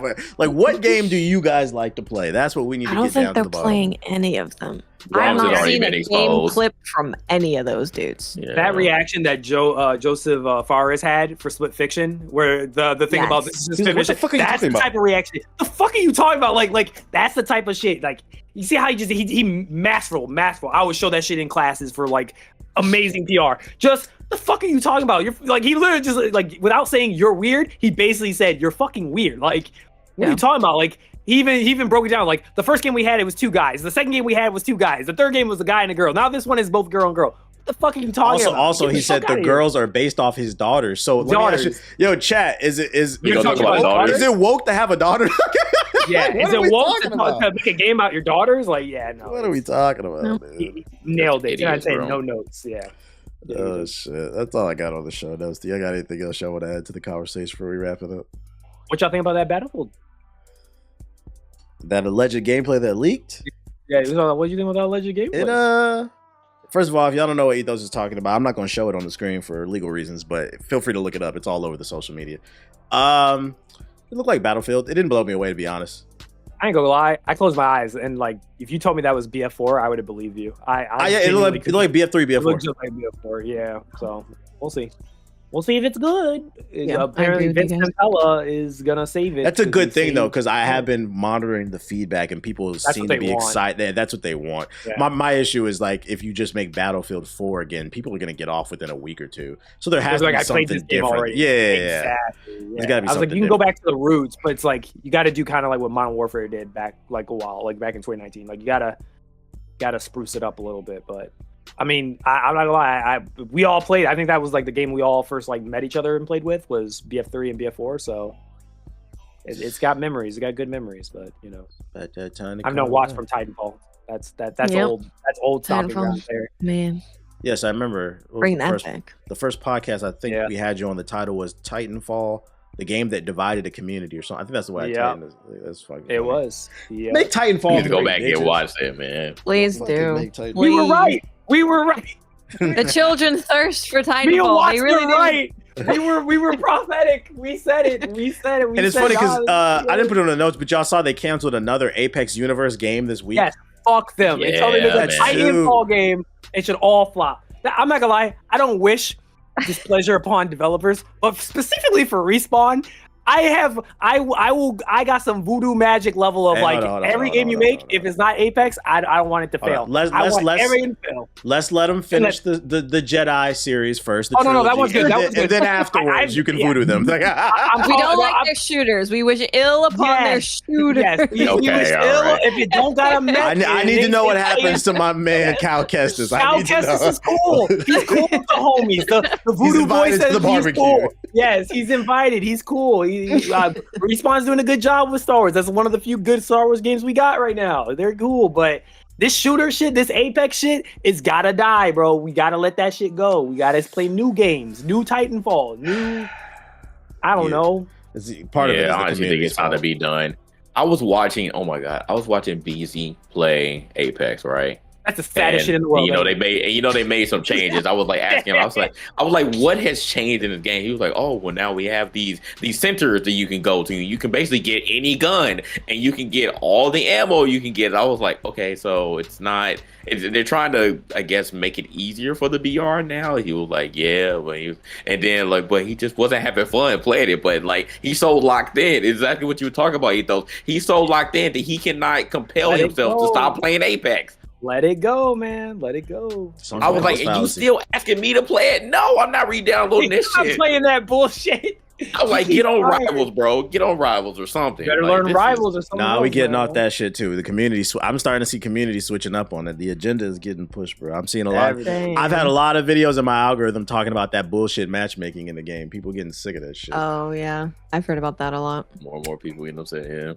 It is what it is. But you are the lady in the group, so ladies first. Watts, what's your closing statement on episode 163? Go. Some kind of numbers. Go play Wilds. Play it. It's really good. The next game I'm going to be looking forward to is First Berserker Kazan. Definitely going to be playing that game. So, go play new games. New games are very fun and very cool. Thank you. JG, what's your closing statement for episode 163? Go. I just want to say, unlike DC and whatever the hell is going on with WB, I think I can confidently say now that Marvel is back, baby. Marvel is back. You know what I'm Marvel, saying? Yeah, I'm saying, man, Marvel is back, bro. Daredevil is fire. If you haven't seen the first 2 episodes, oh my god, I haven't seen it cinema, yet. Bro. Pink cinema. I've heard watch it's Daredevil. really good. Yep. Daredevil Born Again is so far, and like I said, Captain America, you know, DEI Cap, it was good. I don't care everybody saying that movie was good. That movie was good, man. So I think I enjoyed it. I think maybe, and then we got some news about the Thunderbolts. They said those early screens were positive. I was like, okay, we might be going 3 for 3, baby. So we might have a good 2025 for MCU fam. I'm just saying. I'm jealous. I want to watch Daredevil, but somebody wants to watch Love Is Blind. Minnesota. And this season is so boring because it's in Minnesota. It's nothing but mayonnaise, bro. And they all look the same. They all act the same. I'm like, I need some villains for my reality TV. My wife has actually been like kind of not into it, but like we're gonna watch. So it's not me. It is kind of boring. No. Is that guy? There's a guy on TikTok that I've been like, it's been spamming my feed. What's his name? Aaron or Edward from the plumber. The black dude who's like, he always wants to fight everybody. Like he's always not trying to fight. That's okay. Drewski's show, I think. I know what you're talking about. The one that had his shirt off. I think it's something else. Yeah, he's just always like on like, I'm just gonna fight everybody. If you look at me wrong, I'm just gonna fight you or something. Yeah, no, this is another reality show. It's so many dating and love reality shows, but no, this is what that TBH. I think Flock too. Flock and this girl be watching it. Yeah, we all watch Severance. Jesus Christ. I need to. I need to. Matter of fact, for my closing statement, fuck Trump. I'll say it again. And second thing, watch Paradise. Watch Paradise. JG, watch Paradise. I'm telling you. I'm gonna watch that. Good. Watch it. I highly recommend it. Best thing is also don't Google it. Don't try to look for a synopsis. Just go into it blind. It's the best experience ever. Just don't even try to Google what it's about. Just watch it first episode, and I promise you, it's like a perfect pilot. It will immediately grab you, and you're just gonna be watching the whole thing through. Yeah, well, since everybody's talking about TV, my closing statement for episode 163 is watch season 3 of Invincible. It's still fire. True. Keep up. Yep. And anime, watch ReZero. I haven't watched an anime in a long time. I feel like watch Apothecary Diaries. Actually, watch Orb on the Orb on the surface of the Orb one. It's on Netflix. It's about heliocentrism, and heliocentrism is what is in this world. So heliocentrism is like the way that the world actually works, where the Earth spins around So it's because in this world, they believe that like God created the world, and the world is like the most important thing, the Earth. So they think that everything goes around the Earth. And it is highly illegal, and you will be burnt to death if you do not, if you're trying to study other things. Yeah. Is he like the main character or something? Like it's kind of similar. It's following that similar stuff. It's really good. It's on Netflix. It's like a genuinely good show. What a fitting show for the days we live in, where science is not You're not allowed to look at heliocentrism. I just seen a video people talking about we're gonna go take vitamin A for our. There's a measles outbreak going on. They said we're taking vitamin A. JFK Jr. told. I said, "Oh my god, I'm not going outside." I heard it's like 10 states have been infected with measles. We might be in for another pandemic, chat. That's my closing statement. Please wash your hands. It's not at the end of the 4 years. It's at the beginning. They said 35% uptick in measles, and motherfuckers is injecting vitamin C and vitamin A because JFK Jr. We are living in wild times. Yeah. If you're not in the U.S., please pray for us. Send help. We're terrible, bro. I'm hitting my cousins up in Africa, bro. I'm coming home, bro. I can't do this, Brad. That's what we got for y'all in episode 163 of the Game and Illuminati podcast. You've been enlightened. You've been enlightened. Good night.